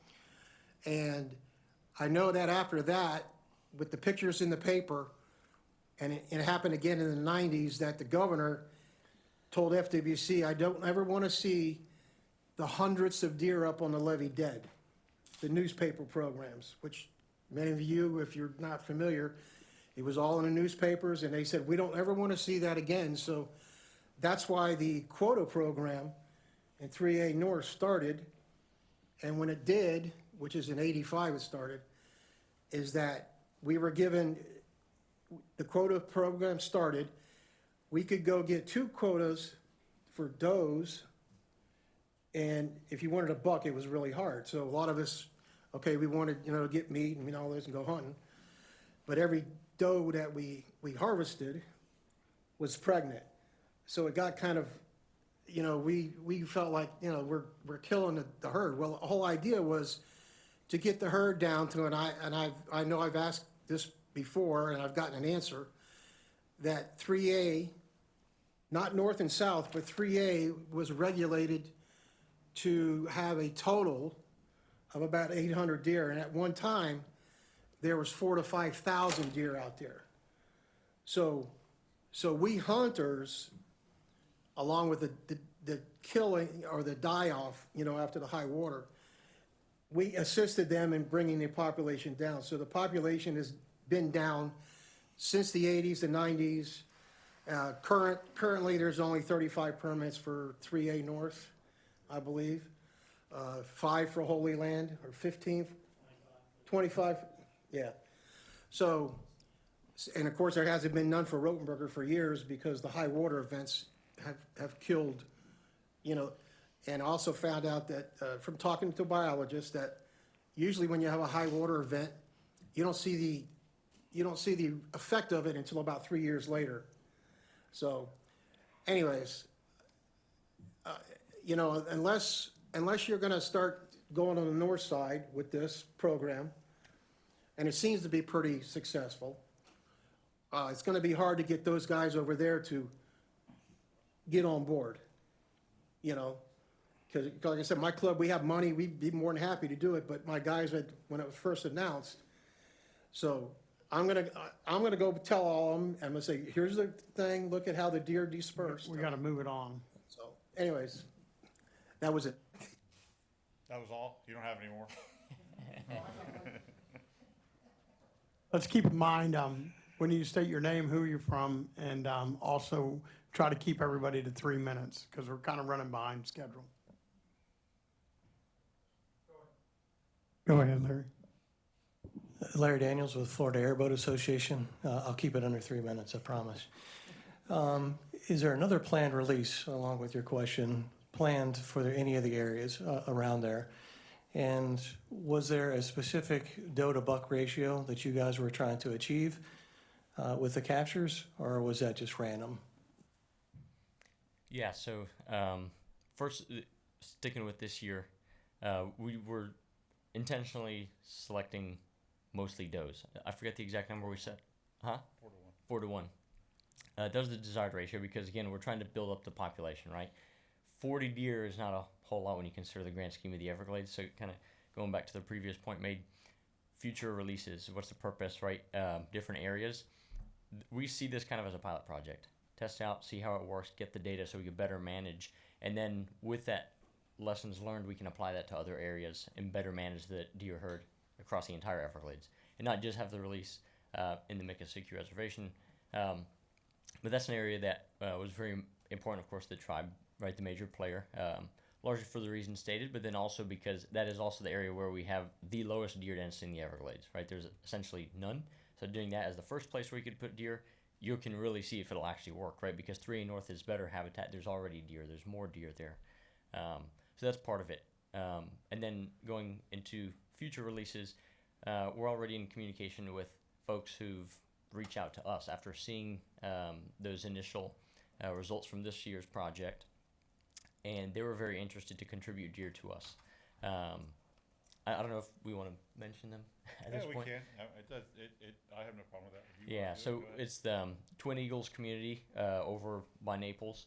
It's a golf course that has a lot of deer. We surveyed 107 different deer within one morning being there, so they're very overpopulated, consume tens of thousands of dollars worth of agricultural products in one day.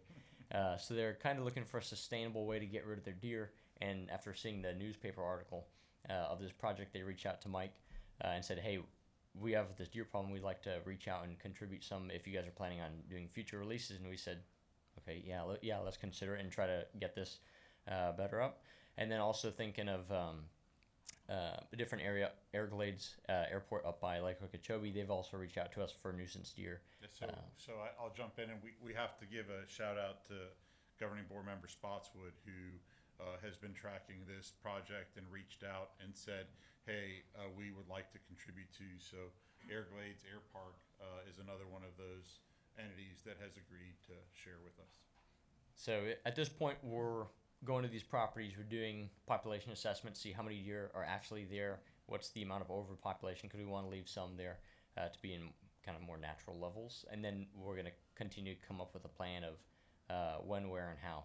But it's going to be something very similar to what we've done this past year. So continuing the reintroductions, yes, and being mindful of where is it most needed on the landscape to start building up this herd as a core, because with proper deer repopulation rates, right, they can grow exponentially as long as conditions are well and there's not a severe cap on predation pressure, which we're not seeing at this point. So, yeah. Thank you. That answered your question. Tommy? Thomas McGoldrick, FSCA. Thank y'all for what y'all are doing. I know the odds were stacked against y'all at the start, not getting the support y'all needed from state managers and whatnot, and y'all have done a phenomenal job. And that's all I got. Thank you. Mark? Mike and Marcel, congratulations. This is phenomenal data. It's the one thing that hunters and sportsmen alike have asked for so many years, to find the data that we have. I mean, everybody's known that the population was decreasing. First of all, we didn't know why, and we all had our assumptions.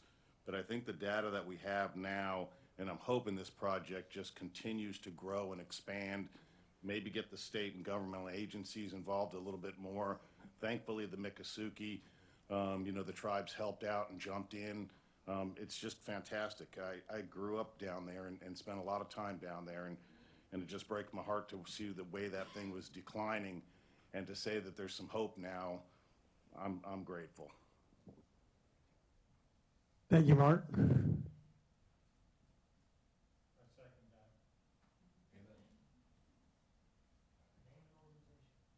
Marshall? Marshall Jones, Cypress Chapter, Isaac Walton League, and Max Fish Camp. Just again, accolades to everybody involved. This is an incredible benchmark event that really has been, historical with regards to the success of the repopulation within the footprint of 3A. Growing up generationally out in the Everglades, we've watched a tremendous decline. My family has watched a tremendous decline in all of the fur-bearing species. And, Tom Shirley was my great uncle. He tried to reestablish the deer population twice, unsuccessfully, of course, with the help of many, many great scientists and Jesse Lee specifically. Understanding the nature of capturing and relocating deer with a successful background has made all the difference in the world. And the coordination between agencies, NGOs, and private landowners has been paramount. So just thank you to everybody. This is a huge positive for the Everglades. Thank you, Marshall. Mark? First of all, I guess I gotta say my name, Mark Barton, Backcountry Hunters and Anglers. Awesome presentation. I've been waiting to hear about this project for a while, and Marcel, as soon as I heard about it, I immediately reached out to you and I was like, you gotta tell me more about this, because I was pretty skeptical, like a lot of people were. And I'll be honest, I still have some skepticism, but I'm hopeful. I'm really hoping that this works out. One of the biggest concerns I have as an ecologist is seeing how much those deer dispersed. I'm wondering if you have any concerns about them actually being able to find each other again to get pregnant in future years, because you let them out pregnant, like, are they going to be able to find each other again, before inevitable predation is going to happen? It's how deer die naturally, so it's going to happen at some point. I think them being able to recruit and find each other again is going to be like the key in making this whole thing work. So just curious if you have any thoughts on that. Yeah, that was kind of one of our very first thoughts when we started seeing those long treks. It provides fantastic data, helps us better understand the deer and better manage them. But the problem is, okay, yeah, you have that 25% of the population now that's, and that very small population that's not really going to be contributing, right, after a year one, right? Yeah, they might have their fawns in that isolated area, but they're not going to find future mates in some cases, right? Some of those deer that went on those isolated treks, they're in, parts of Big Cypress, still low deer densities, but there are deer. They might be able to find, and we hope so. Others, such as the ones that went down toward the southwestern coast by the mangroves, I think it's very slim chances that they find a mate down there. And I don't see a very likelihood of them going back north, although it's possible. So it's one of those things where, we're learning. At the very least, we get some fantastic data. But as of right now, we're kind of writing off saying, okay, we have at least 75% of the population will continue to contribute year after year. And so that's a big win. But then it becomes, okay, 40 of those deer, 75% of them contributing. We just need more deer. And that's kind of where we're at this phase of trying to continue to build up that population with these additional releases. And I have another question, but this one's for Drew. So as you know, Marcel, like the large reason why this is potentially going to work is because the environmental conditions are now different than what happened during those big events that you're talking about. And in order for this to work, we need to make sure that we don't have any of those events happen in the future. So I just want to emphasize that, that we really need to make sure that we get this right. Because otherwise, I don't know how much money this has cost, but I can only imagine. And it's all going to waste if we have another big, flood event that's going to kill the whole population. So just try to keep that in mind. Yeah, and I appreciate you bringing that up. So Mr. Bergeron doesn't let a board meeting go by where he doesn't talk about this. But just a couple of things. Mike, you mentioned the deviation. Yes, sir. So those were emergency deviations. Just last week, the general in Atlanta signed a permanent deviation so that when 3A gets high, all the gates get open. Yep.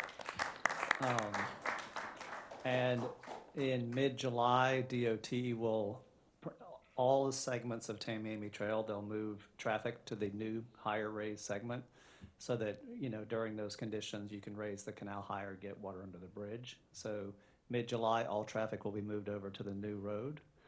And then, we later this year, hopefully by the end of the calendar year, those 3 new culverts on the L28 levee will be done. So we'll have those available to move it if there's room in Big Cypress, to the west. So it's all hands on deck on that. And then part of it is when it rains hard in the EAA, all that water would go straight into the 3A. The Corps is accelerating the EAA reservoir so it can go there instead. That hopefully will be done by 2030 so that in those types of situations, it's not just all going to 3A. So yeah, that's kind of what we've been focused on, but those are kind of the milestones we're tracking. And I want to add to that if I could, Mark.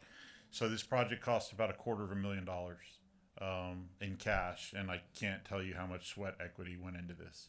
A lot. And a lot of people gave a lot. But we thought about what you just said long and hard before we started this. Like, what if all these deer die, right? And it was all a waste. But at the end of the day, if every single one of these deer die, it wasn't a waste. The data and the metrics and the science that's going to come out of this from Marcel and his team will be data and metrics that have never existed before. It's just been assumptions and speculations, right? We're going to watch in real time how the deer respond to these water conditions moving forward. They might die out there. They might drown. It's very possible. I can't tell you what's going to happen, but I can tell you this, and this was one of the conversations we had with some of the folks that donated the deer, is they were concerned what these deer's lives were going to look like after they left their lands. And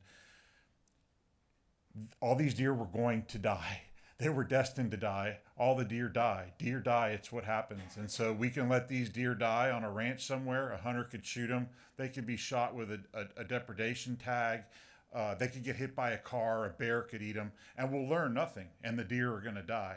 or we can do what we did and take a chance and we learn something out of it. So we put a lot of thought into that before we started this. Just so everybody knows, there's a lot of people online raise their hands, so. But James, you had something?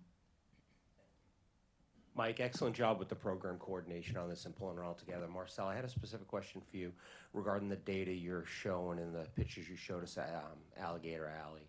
In the Everglades restoration world, we kind of have a saying, and that is that Alligator Alley is invisible to flow.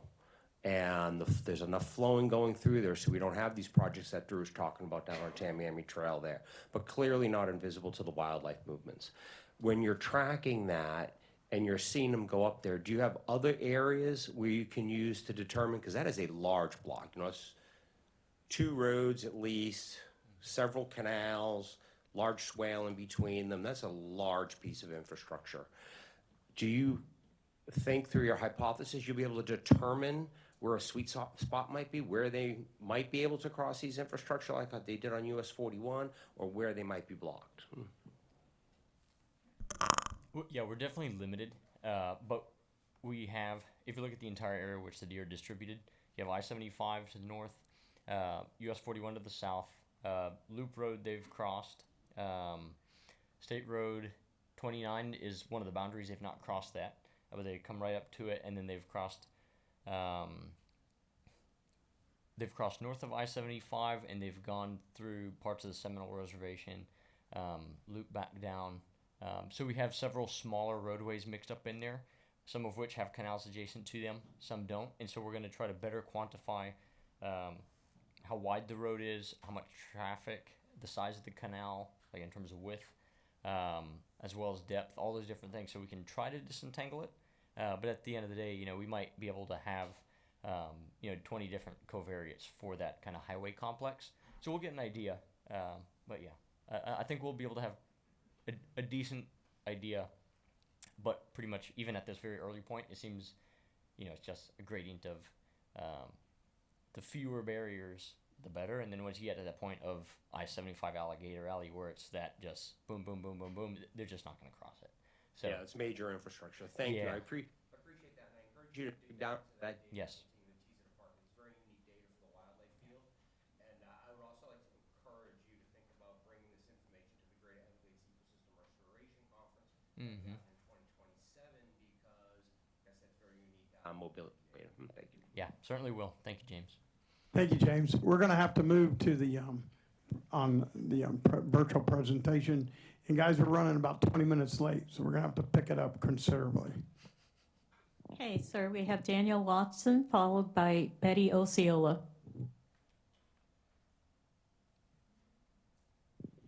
Good evening, everybody. Daniel Watson, just representing myself.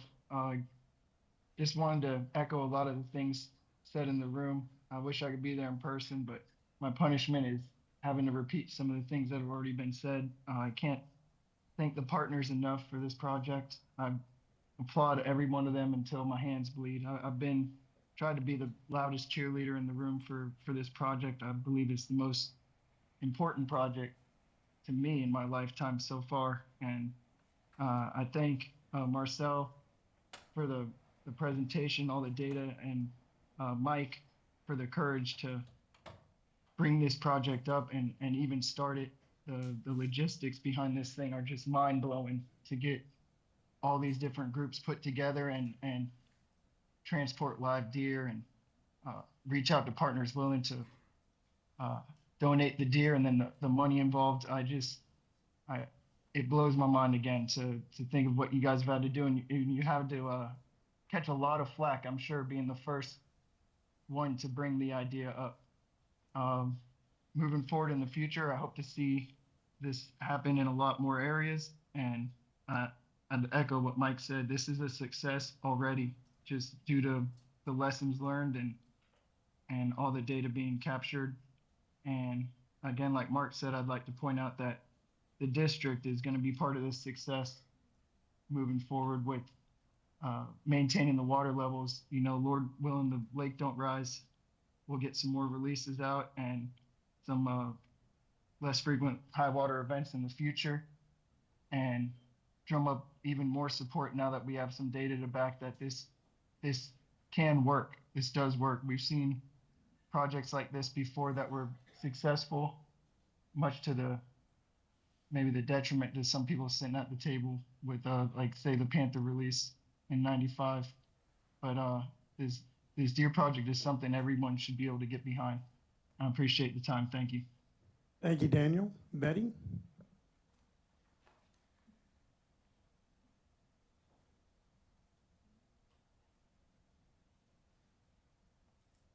Hello? Hello? Can you hear me? Yes, ma'am. How are you today? Hello? I'm doing fine. I'm sorry I can't be there today. I have the other obligations. But Betty Osceola, Miccosukee tribal member, but also a member of the Cypress chapter of the Isaac Walton League. But I'm making my comments as a tribal member. And I believe these conversations about the deer reintroduction has been going on for a long time on the tribal side internally. But internally we can talk about things as tribal members and reminisce about how the deer used to be, but without taking those conversations and outside and making those collaborations, this project wouldn't be possible. And I think we've been talking about internally at the tribe, over 8 years. And these guys, these individuals and their partners, Marcel and his team, and the individuals that have really worked hard to survey these landscapes and figure out what they need to do first before even making the first deer release. A lot of time and manpower efforts and money has gone into this, because a lot of times people say, oh, you can't just release deer. I'm like, they've been working on this for over 8 years to get the conditions right, and then make that decision, on the tribal level with our tribal leadership. Now is the presentation that the scientists put forward. We're ready. This is the time we can do it. And then the releases are made. And, with Mike's effort and, because, Mike, you put a bug in his ear and he just runs with it, right? And the effort that he's put in helping bring on all these partnerships together, kudos to him and Marcel for doing this. And I want to say that, on a cultural point, because we're talking about science, right, and hunting, but why it's really important to the tribe and the community members is that deer is not just a source of food for us. We use it in our medicines, and we use it in other parts of the deer for other things that we do culturally.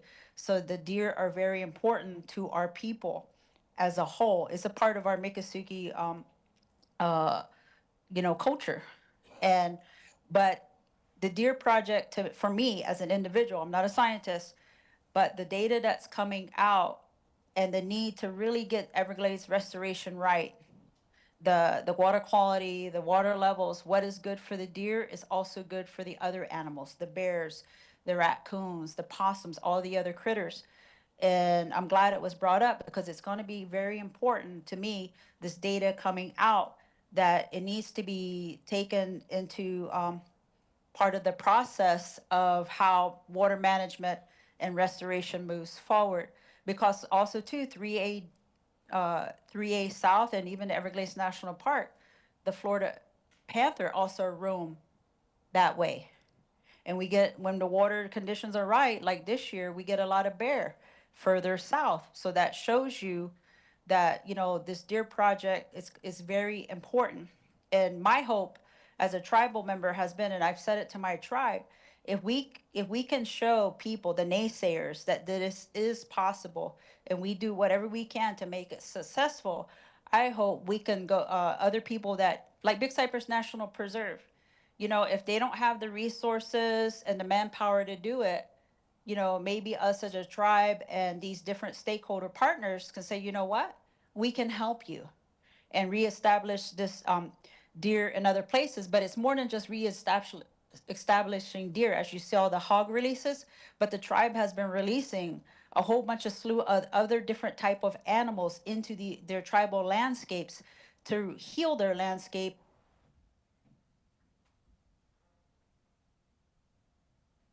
Thank you, Betty. Next is Matt Nelson, followed by Lee Loans. Matt? Good evening. Can you hear me? Sure. Sorry I couldn't be there tonight. Mike and Marcel, phenomenal presentation. This was a project that I was very honored to go and spend a day and help with, and also get approval from the board of directors of FSCA to contribute financially. When we look at the landscape in South Florida, everything from property to wildlife to invasive and everything. There's a lot of negative to think about and a lot of negative to talk about. A lot of people focus on that and don't really bring a lot of positive or proactive things to the table. And I know Mike, from the very beginning of talking about this a while ago with you, there was plenty of naysayers, plenty of reasons why it wouldn't work. And I just want to applaud you for, not quitting, not walking away, and continuing to push this forward. And even there at the last minute with the funding issue, I really believe that this is a new day in Florida, that this is hopefully a new way of tackling our issues and problems, and not focusing on the negative, but let's take a chance and let's try to do something that is going to be better for multiple generations to come. So thank you guys for the presentation. Thank you for everything you've done with this project. And we look forward to being there right along in years to come with this. Thank you all. Thank you, Mr. Nelson. Now it's Lee Jones, followed by Thomas Van Noot.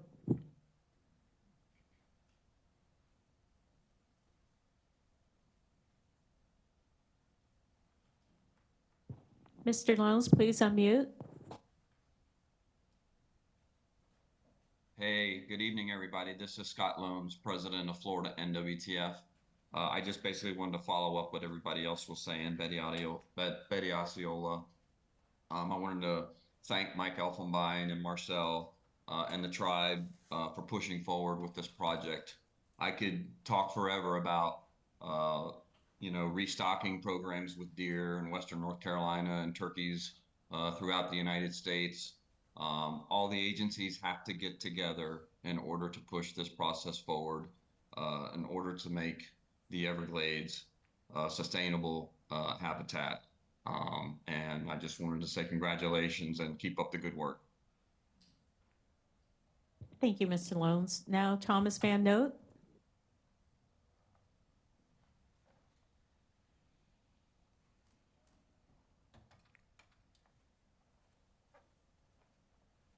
Unmuted. I just want to thank Drew, Bishop for hosting and stepping up. Newton, great to see you in the crowd. Mike and Marcel, amazing program. SCI South Florida chapter is who I represent. We were late to the table only because we didn't know about it. And when Mike reached out, we had some members, like John mentioned, that didn't want to participate because this wasn't going to benefit us directly. But you got to look at the bigger picture, folks, and you got to see, this is already a success. Just because of the data they're obtaining and sharing, and we've got to do everything we can to keep this moving forward, and hopefully someday expand it to other areas. So thank you, Mike. Thank you, Marcel. Thank you for all your dedication, all your hard work. That's it for me. Thank you, Mr. Noot. Now Todd Holman. Yeah, good evening. Can you hear me? Yes, we can hear you. Thank you. Mike and Marcel, great presentation, man. Really enjoyed it.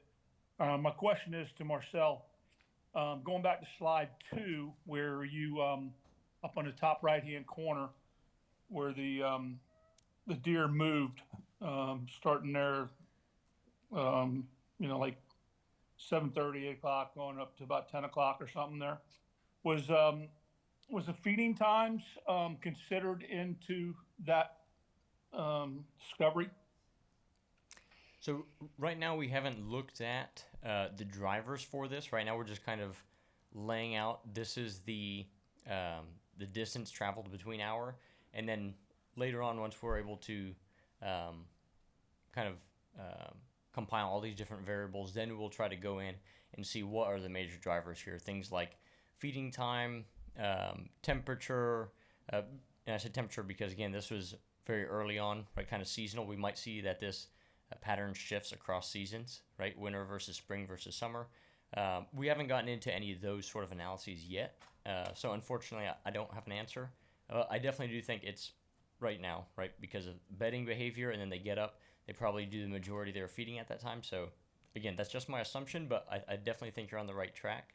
And then very interestingly to me, it's right, there's a very gradual decline instead of something abrupt. That's something we want to kind of dig into a little bit more to see why does it very steadily decline instead of have that abrupt drop off and then another peak later on in the day, as you commonly see in deer across the country. Yeah, totally understandable. I thank you. And like I said, great presentation. I really enjoyed it. Thank you, Mr. Holman. Now followed Harry Pickering, followed by Adam Gelber.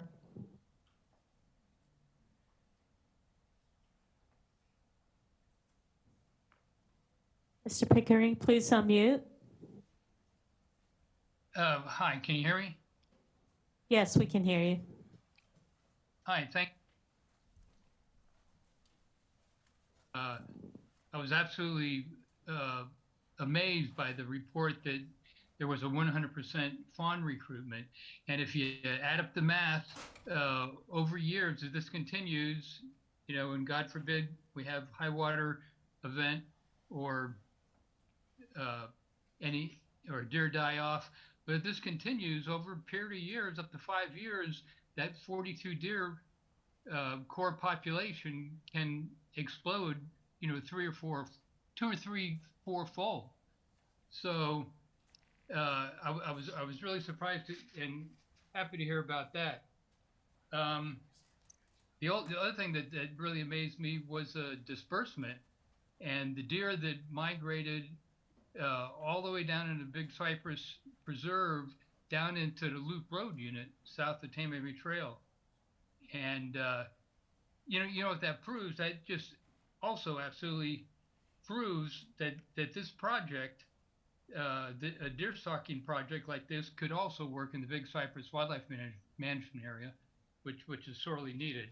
I know most of the folks there attending the South Florida Water Management meetings are airboaters, but there's those of us that hunt the Big Cypress that, you know, would really be glad and so happy and support a project if we could do it in the Big Cypress also. Our club, Tom Van Note and I, are on the board of the Safari Club International South Florida chapter here in Fort Lauderdale, and we gave the maximum donation that you could contribute to this project. And we also went to our national organization and applied for a matching grant. And our club is committed to continue to do that and to continue to make an effort to help fund this project for some time to come. So anyway, thank you very much. And my hat's off to Mike Elfenbein, Mr. Boza, and Dr. Craig Vanderheijn, and all the others involved in the project. Thank you. Thank you, Mr. Pickering. Mr. Adam Gelber.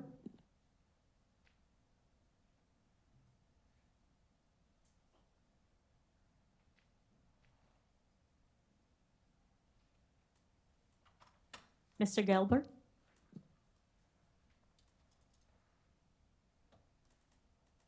We have no hands raised, no other additional hands raised. Thank you. We're running late, so I just want to say, Mike, hats off to you and hats off, Marcella. A great presentation, and y'all already know that I'm 100% behind it. And I just want to add something to it. It's very important to get these hogs back in to this prey base. It's something we lost, and I'm still extremely disappointed that we got a size limit, no size limit, no bag limit on hogs in the Everglades, or even in the Corbett area, anywhere far south in the South Zone. We really got to work on getting this back because we're really losing the prey for all of these critters, and that's the reason why we're losing ground here. And thank you guys. Great presentation. Thank you.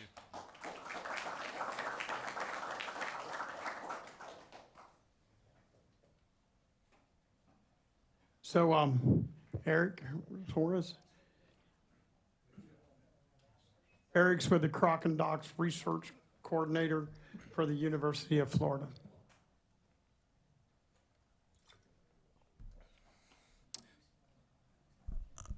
Good evening, everyone. So for the next hour, I'm going to be, no, I'm just kidding. I'm not going to take that long. I'll try to get us back on track as best as I can, but it's a lot I'm going to cover pretty quickly. So I'll be talking about an overview of the history, research, and management of invasive wildlife. And it is an overview. If you guys have any follow-up questions later, by all means, feel free to come address me or contact me later. So my name is Eric Suarez. I am the University of Florida's Croc Docks research coordinator for the University of Florida Croc Docks team. We're based out of Davie in the Fort Lauderdale Research and Education Center. So who are the Croc Docks? So it was a lab started by Dr. Frank Mazzotti. He's been doing research on alligators and American crocodiles for over 40 years. In the mid kind of 2000s, he started branching off and started doing work on non-native and invasive species. We're a group of wildlife ecologists, biologists, ecological modelers. We do a lot of outreach, focusing on reptiles, although we do dabble with some other wildlife in Florida and Latin America. We have some projects in other countries like Belize and Colombia and Guatemala. And the goal of a lot of our research is not just for the sake of doing research, although I do think that's important, but we want to make data-driven strategies for wildlife conservation and management. So we want our research to be able to be interpreted for managers to be able to help restore and manage habitat for conservation purposes. So the topic of today is going to be invasive species. And so invasive species, the definition is usually interpreted as a non-native animal that causes some type of ecological harm, economic harm, or harm to human health and safety. They are an ongoing threat.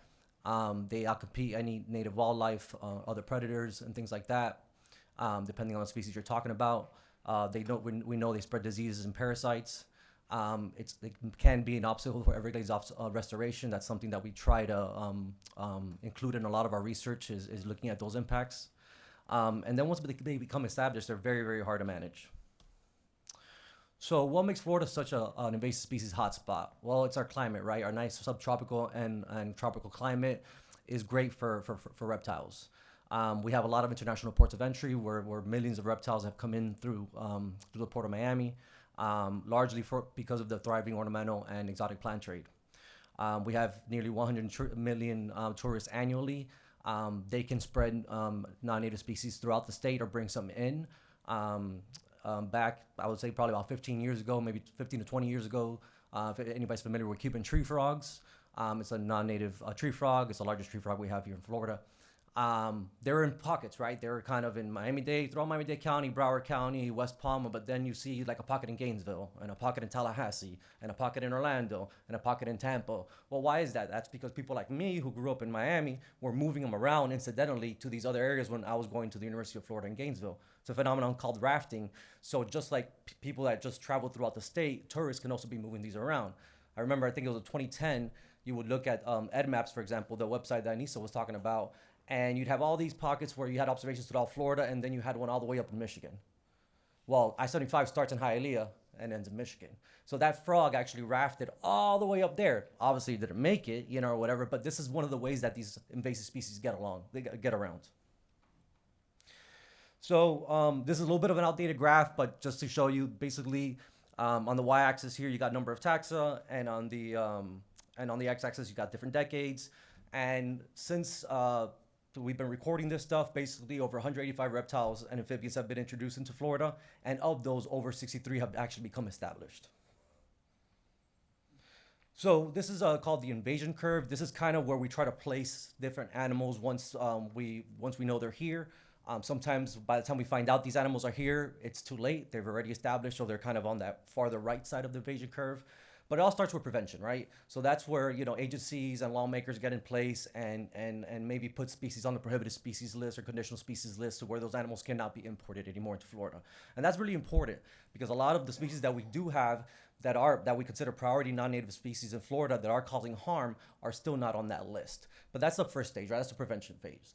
Then let's say you get the animals here and somebody observes it in the wild. Then you get into the eradication phase. And to me, that's the most important part of this invasion curve, because you want to get there, remove the animal as fast as possible to prevent it from establishing itself. But let's say we failed at that. Because sometimes, like I said, by the time we know they're here, there's probably already a small population. So then we're in the containment phase. This is a small population that seems to be growing and spreading little by little, and we want to put a lot of effort in there to try and decrease that population to where we can move it back down into the eradication phase, and hopefully we get it eradicated. Now, let's say we failed at that. Then a good example of this is the Burmese python, for example. That Burmese python is far right on that invasion curve, and as you can see on the y-axis, as you go right, basically the area affected increases, and then the management cost increases, which is the hardest part to get back down. Now, Burmese pythons, there's a lot of them, but we've also had this issue with spectacled caiman, where University of Florida has removed over 300 in the last 10 years. And that species was at one point in that control phase, and now we're actually seeing them go down to more of the containment and almost eradication phase. Of course, as we're making progress, now we're seeing new populations pop up in certain areas, unfortunately, but we're trying our best to remove those before it gets out of hand. But there is a way that you can kind of get back down, is kind of what I'm trying to show you, but it takes a lot of effort. So we could talk about like kind of the history of non-native lizards in Florida. We have more, like 75% of the non-native reptiles that we have established in Florida are lizards, right? Our largest lizard in Florida, non-native. Our largest snake in Florida, non-native. But you can look at this case with the brown anoles that's been here since the late 1800s. You can see how it's basically populated the whole state of Florida at this point. You know, a lot of people think about like, okay, these are reptiles. I talked about that subtropical and tropical climate that we have. Some people are like, oh, they're never going to make it into the Panhandle. They're never going to make it into other states. Well, this is a perfect example, a species that's been here for over 100 years that actually is established in some of these other areas where some people, if they were modeling back in the day, would have been like, there's no way they're going to get there. But there is an ability for that to happen. A lot of people think about just kind of broad climate, broad temperature, things like that. And one thing that I want people to focus more when they're thinking about invasive species spreading is microhabitat, right? So what do we have in North Florida that's thermally stable? We have these freshwater springs, right? So a species like a Burmese python that we know is highly aquatic, right? Some people might be like, oh, no, never be north of Gainesville or in the Panhandle and stuff like that. Well, guess what? If they can find some thermal refuge in those thermal springs, they're probably going to do fine. Gopher tortoise burrows provide thermal refugia for a lot of these animals, right? So when you're thinking about the spread of these, and especially now if you think about like a species in an urban environment where pythons are more in natural environments, you think about Peter's rockagamas. You had a population until recently in Gainesville. The cold knocked them out because it was a small population where they didn't have that winter refugia, but they were there. They're popping up in Jacksonville. These are more urban species that can hang out underneath air conditioning compressors, things like that, where it's warm enough for them to survive those colder nights.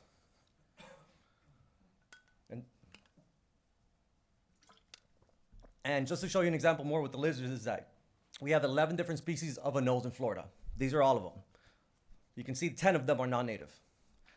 You know, so again, it's one of those things where really, it increases our biodiversity technically, but these animals are competing. I mean, when I was little, I remember seeing a green anole in Miami was the coolest thing in the world. I would see a bunch of night anoles and all these brown anoles and all that stuff, but seeing a green anole was awesome. Remember living in Gainesville, where the brown anoles weren't as present and you don't have all these other anole species there, where you see green anoles everywhere. Now it's very, very difficult to see green anoles in South Florida. So the Argentine black and white tegu. So this is one species of interest. I would say that next to the Burmese python, this is probably the other most important invasive species that we have here in Florida. You can see by that video right there in the bottom right, that's a tegu taking an egg out of an alligator nest. We know they compete with other reptiles for habitat. You can see that top right picture there with the tegu in the gopher tortoise burrow. We see that quite a bit. And then recently we found out that this parasite that Burmese pythons brought over from Asia, that now we know has transferred into our native snakes, jumped to a completely different group of animals, into lizards. So now we had this Asian parasite that was specific to pythons, to Burmese pythons, jumped to our native snakes, and then jumped to non-native lizards. So now we got to look into, what about our native lizards? Are they having this parasite? Are they going to cause issues? So you got to think about it, that there's that direct predation, there's a competition for habitat, but then there's also this kind of disease and parasite kind of transmission that they can bring into Florida. So talking a little bit about the research that we're doing here at the Croc Docs is that kind of first line of defense, I would say, right? The detection phase, right? So you need to be able to detect something to make sure it's there, and then you can respond accordingly. So we're doing a lot of work with eDNA. It's environmental DNA. where basically if you look at this figure right here, the traditional way to search for swamp eels, Asian swamp eels, are by electroshocking. And that's a way that they survey native fish, non-native fish, and things like that. So we went out to these 5 canals in Broward County, and we picked one canal, which is a high abundance site, one canal that's a low abundance site. So 2 sites that we know that they're there, just one high abundance, one low abundance, and then 3 canals that they have never been detected, ever, right? We got hits at all the canals.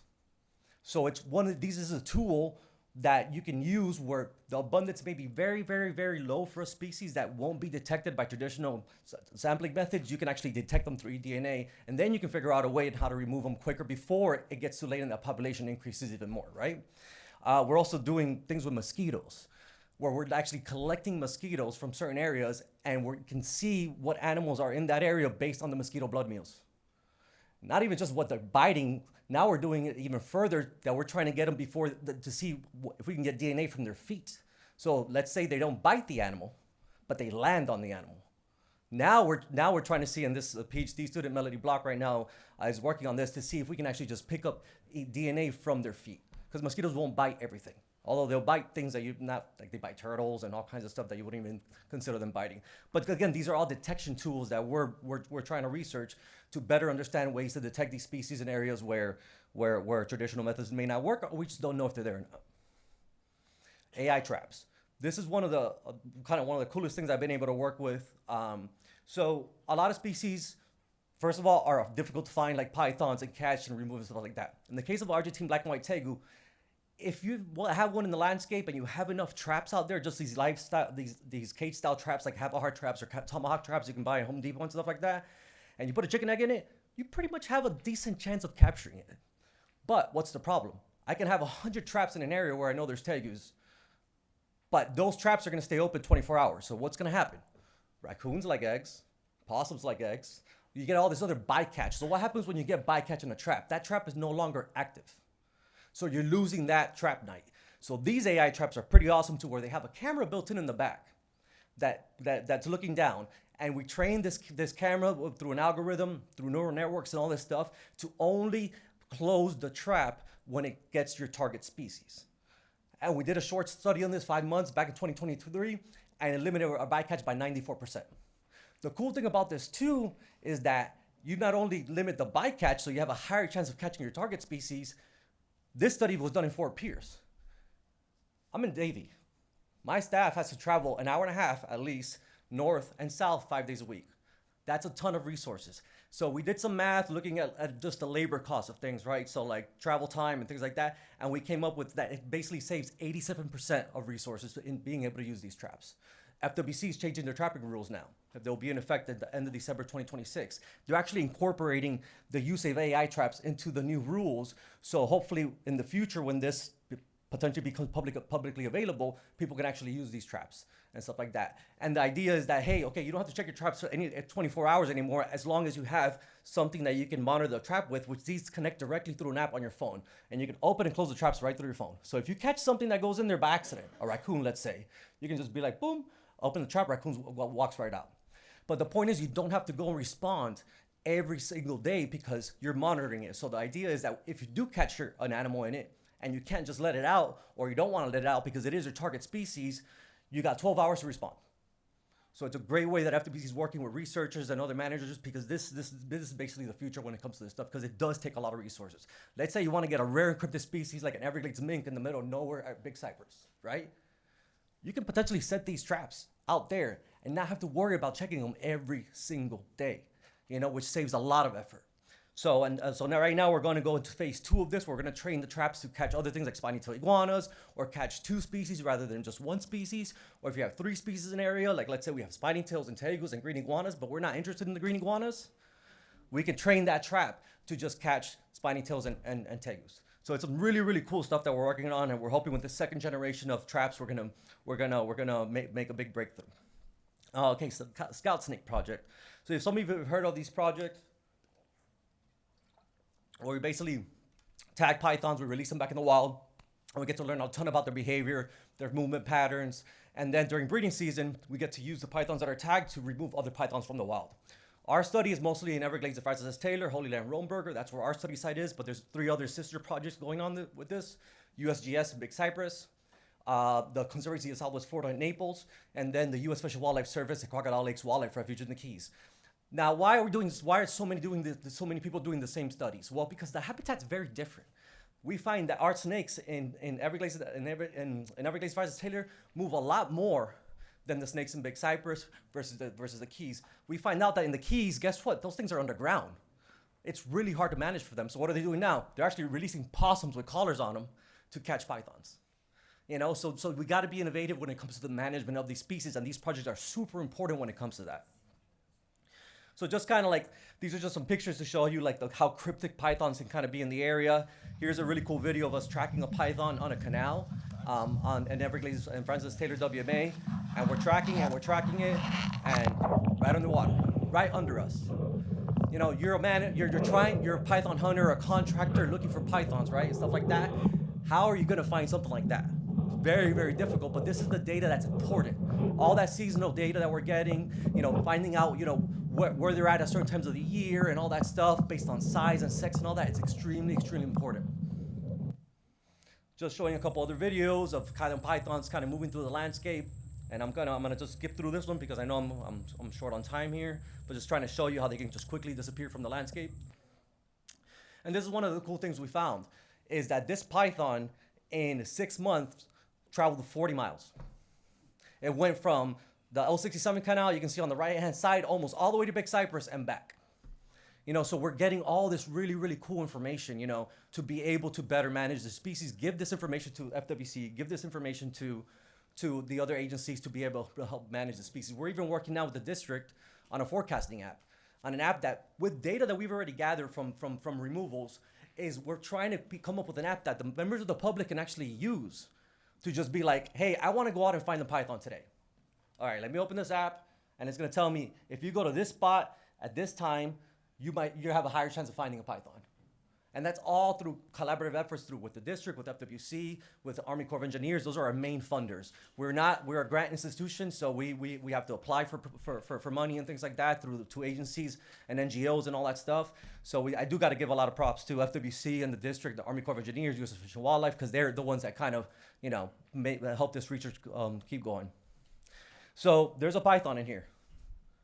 I wanted to see if anybody can find it.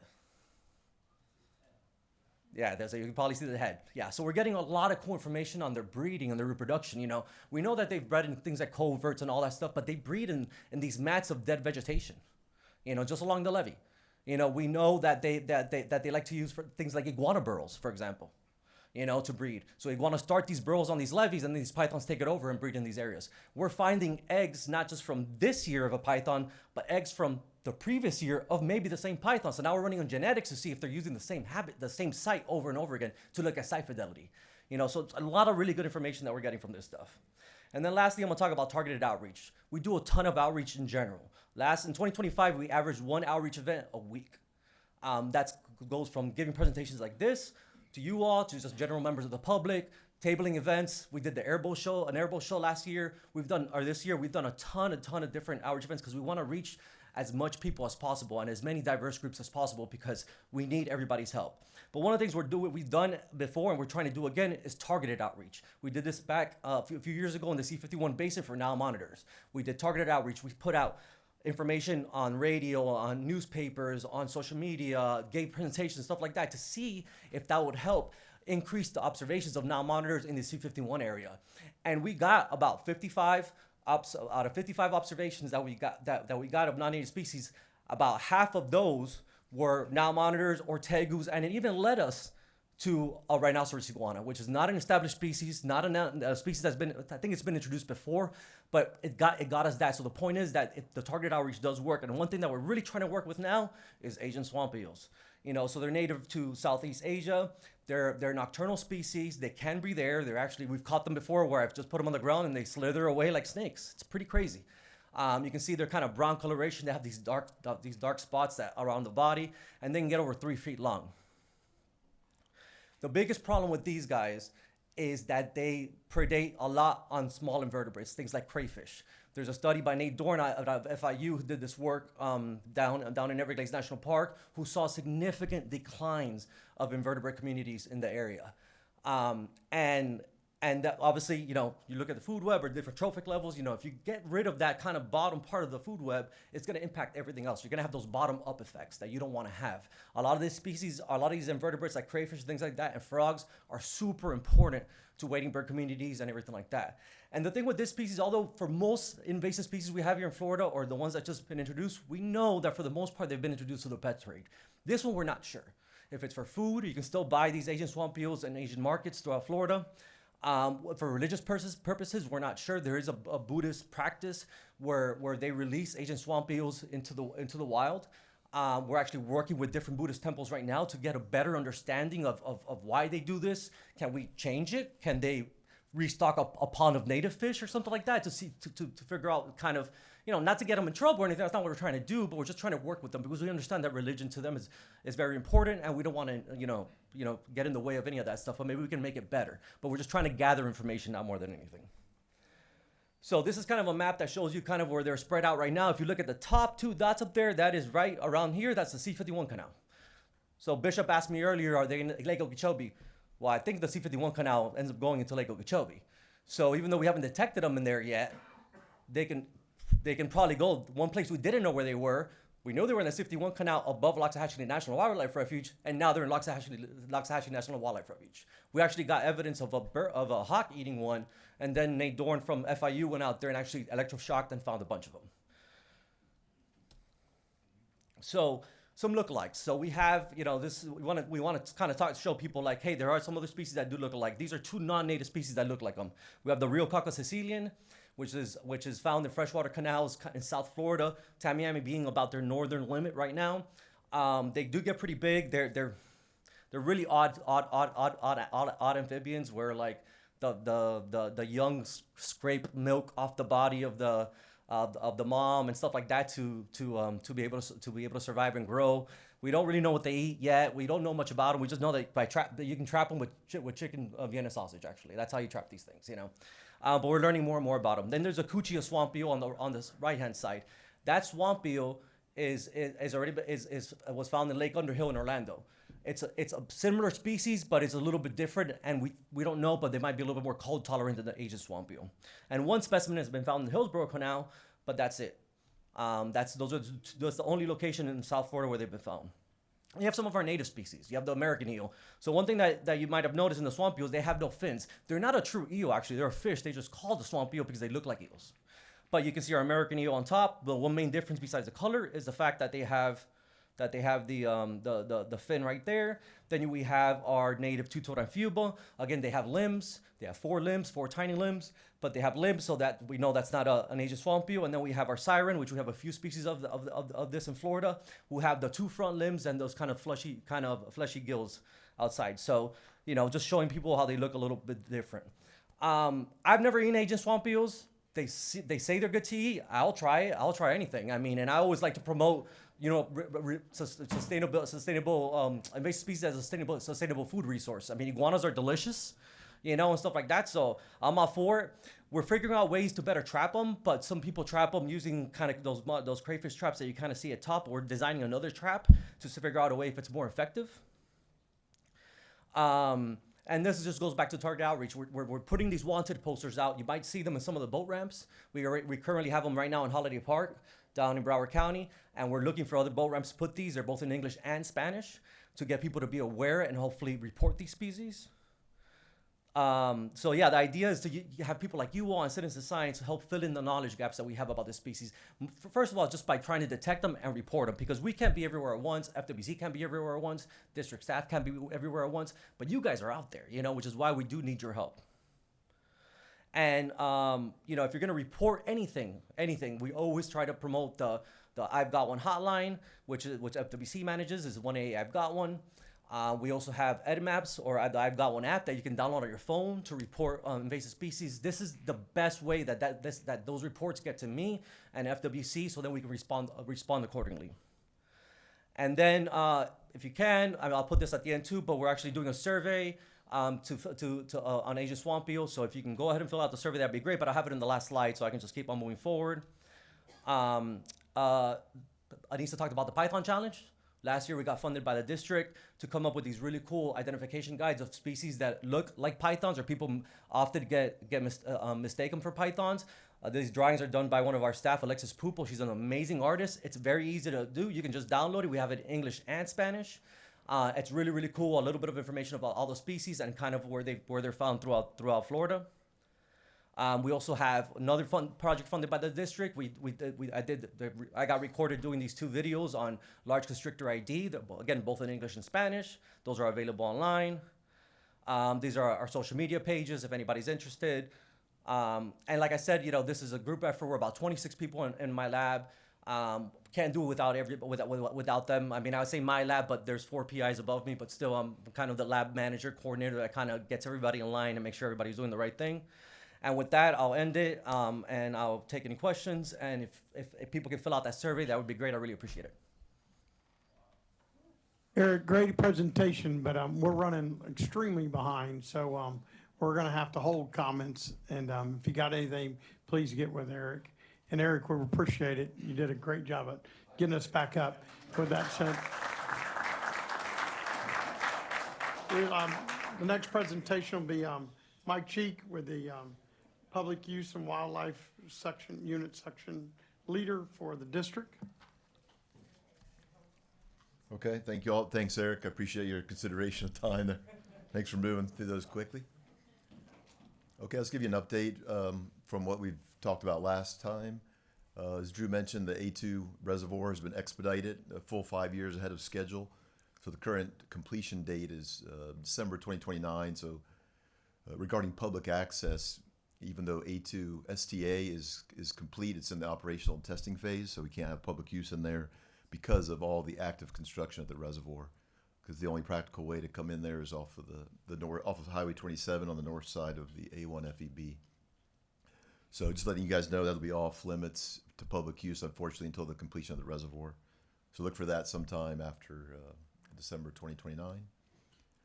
Just some shots of the amount of work that's going out there. It's incredible. You can see this heavy equipment out here. It just looks like Legos on the site. This is the southeast corner of the reservoir. A relatively recent picture. A1 FEB on the right. That's why the west side of A1 FEB is currently closed, because of all that active construction.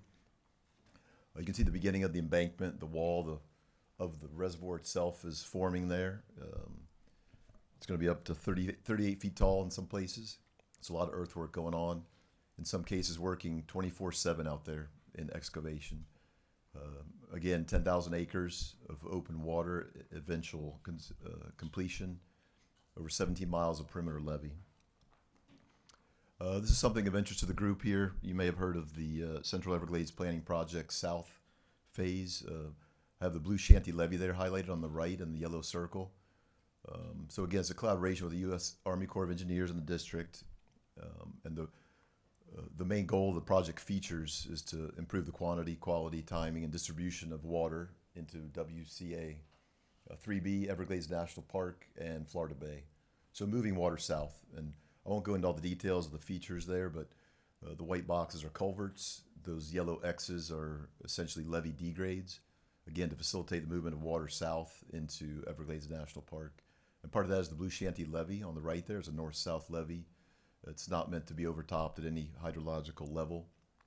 So anyone who uses that area down there is probably interested in the proposed airboat crossings of the Blue Shanty Levee. It wouldn't be crossable without these proposed locations.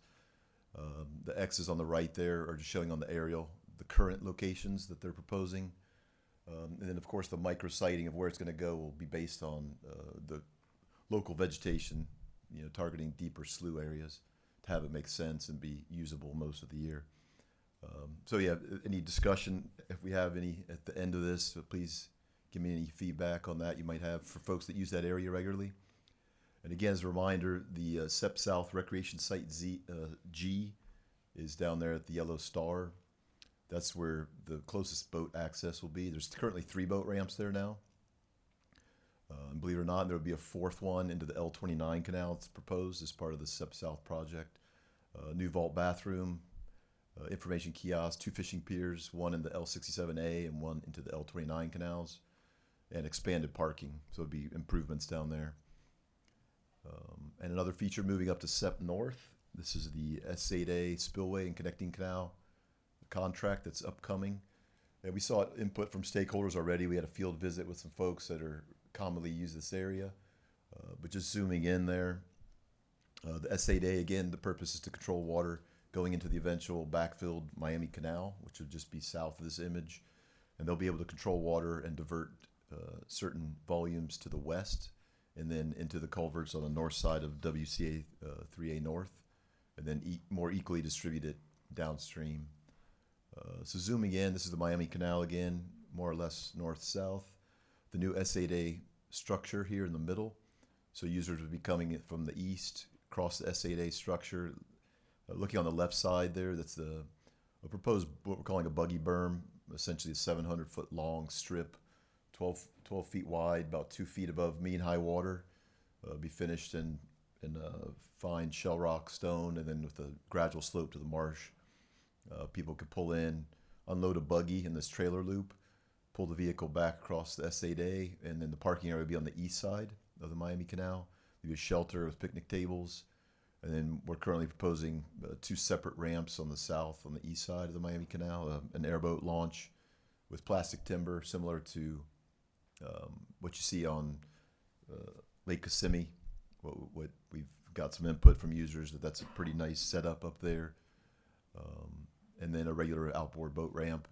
Outboard use will be limited once the Miami Canal is eventually backfilled. There won't be a whole lot of habitat to get into with an outboard, but then users can go downstream and move east and west along the eventually degraded and backfilled Miami Canal.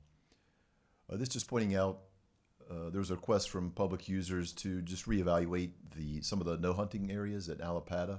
So we're currently evaluating these areas in yellow. That one in the northeast, it's the intersection of Martin Highway and Alapata Road. We don't see any reason why we can't eliminate that. It's about 75 acres of a no hunting zone. It was primarily due to the lessee had a cattle staging area there. It's no longer used. The structures are gone. So we think we can eliminate that area and allow access back into that. And then the one in the northwest there, we're looking at that kind of little peninsula going up to Martin Highway. That's about 50 acres that potentially we can open up. We're gonna look at that closer. There's some housing at the southern end, so we want to stay away from that, but we think we can open up 50 acres there. And then that third parcel to the south on Fox Brown Road, another 50 acres. We'll try to, that needs closer examination, but we'll look at that, why it was in place and just revisit that, why it was established. And then on a similar note, we had a request from a neighboring property owner off of Fox Brown Road to have a narrow no hunting zone, essentially a buffer around his homestead there. He's had some issues recently just with, being peppered at the house and things when he's outside, but coincidentally, it's also a Martin County emergency debris management site. So I want to look at the more details of what that entails and essentially base a potentially new no hunting buffer based on those facts.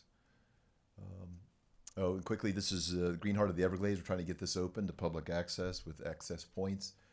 Large 11,000 acre parcels, very difficult, remote. There's no easy way into these properties. We're about to, in coordination with FWC, open this as a public small game hunting area. And the first of the 3 proposed parking areas is essentially complete. We just have to put in rural signage. And that's that arrow on the far right there off of Tamiami Trail. Zooming in, we cleared a levee, about a 1.3 mile biking levee that could be used.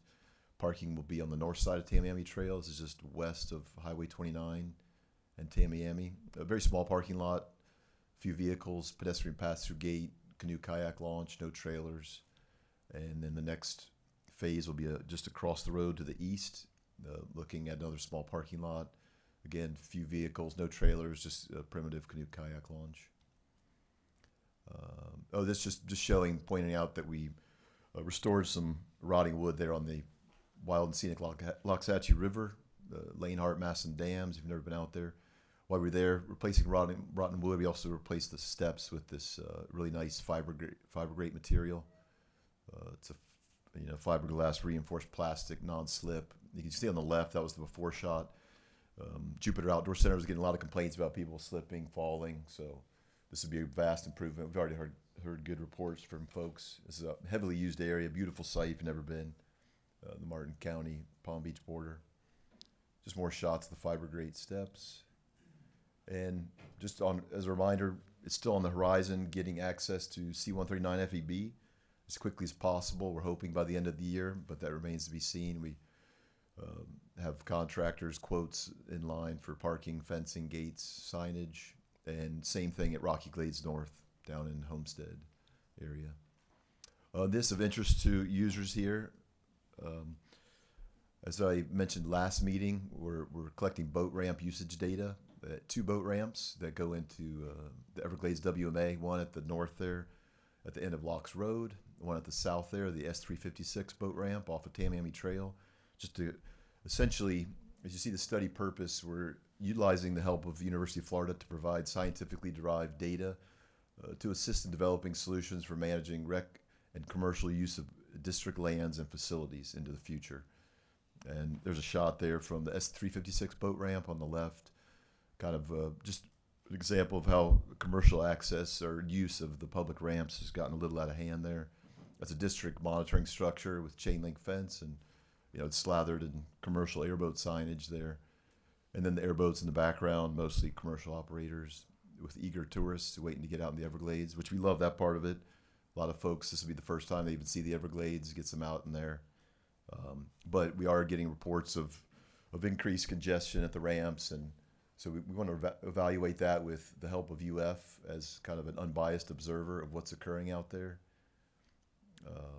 And the good news is Dr. Taylor Stein and his assistant, Ramesh, at the University of Florida have worked on exactly this type of issue with St. John's Water Management District. So they have a good history of that with positive outcomes up there. Again, we're collecting data with cameras, vehicle counters, getting a handle on what vessels are being launched there, outboards, mud boats, et cetera. And we know that changes with the seasons. The contract was a little delayed this season. We didn't get the peak of this particular dry season, which is peak activity. But another part of it was on-site user surveys. But of interest tonight, especially for you all, is to please give us your input at these 4 focus group meetings that are coming up. We're kind of separating them into recreational and commercial groups, just so people can speak freely and openly. Any comments are completely confidential, won't be associated with your names.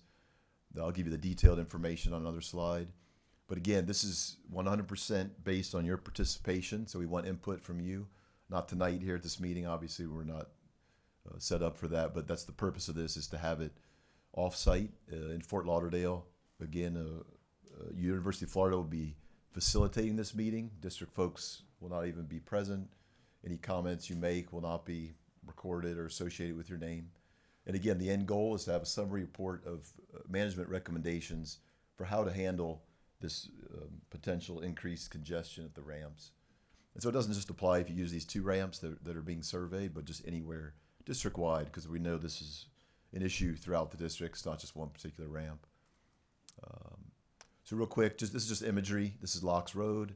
We captured the very end of the peak season, the beautiful Saturday here. Another shot from the north, same parking lot, but looking south. This is S356. A lot of clients there on the left parking.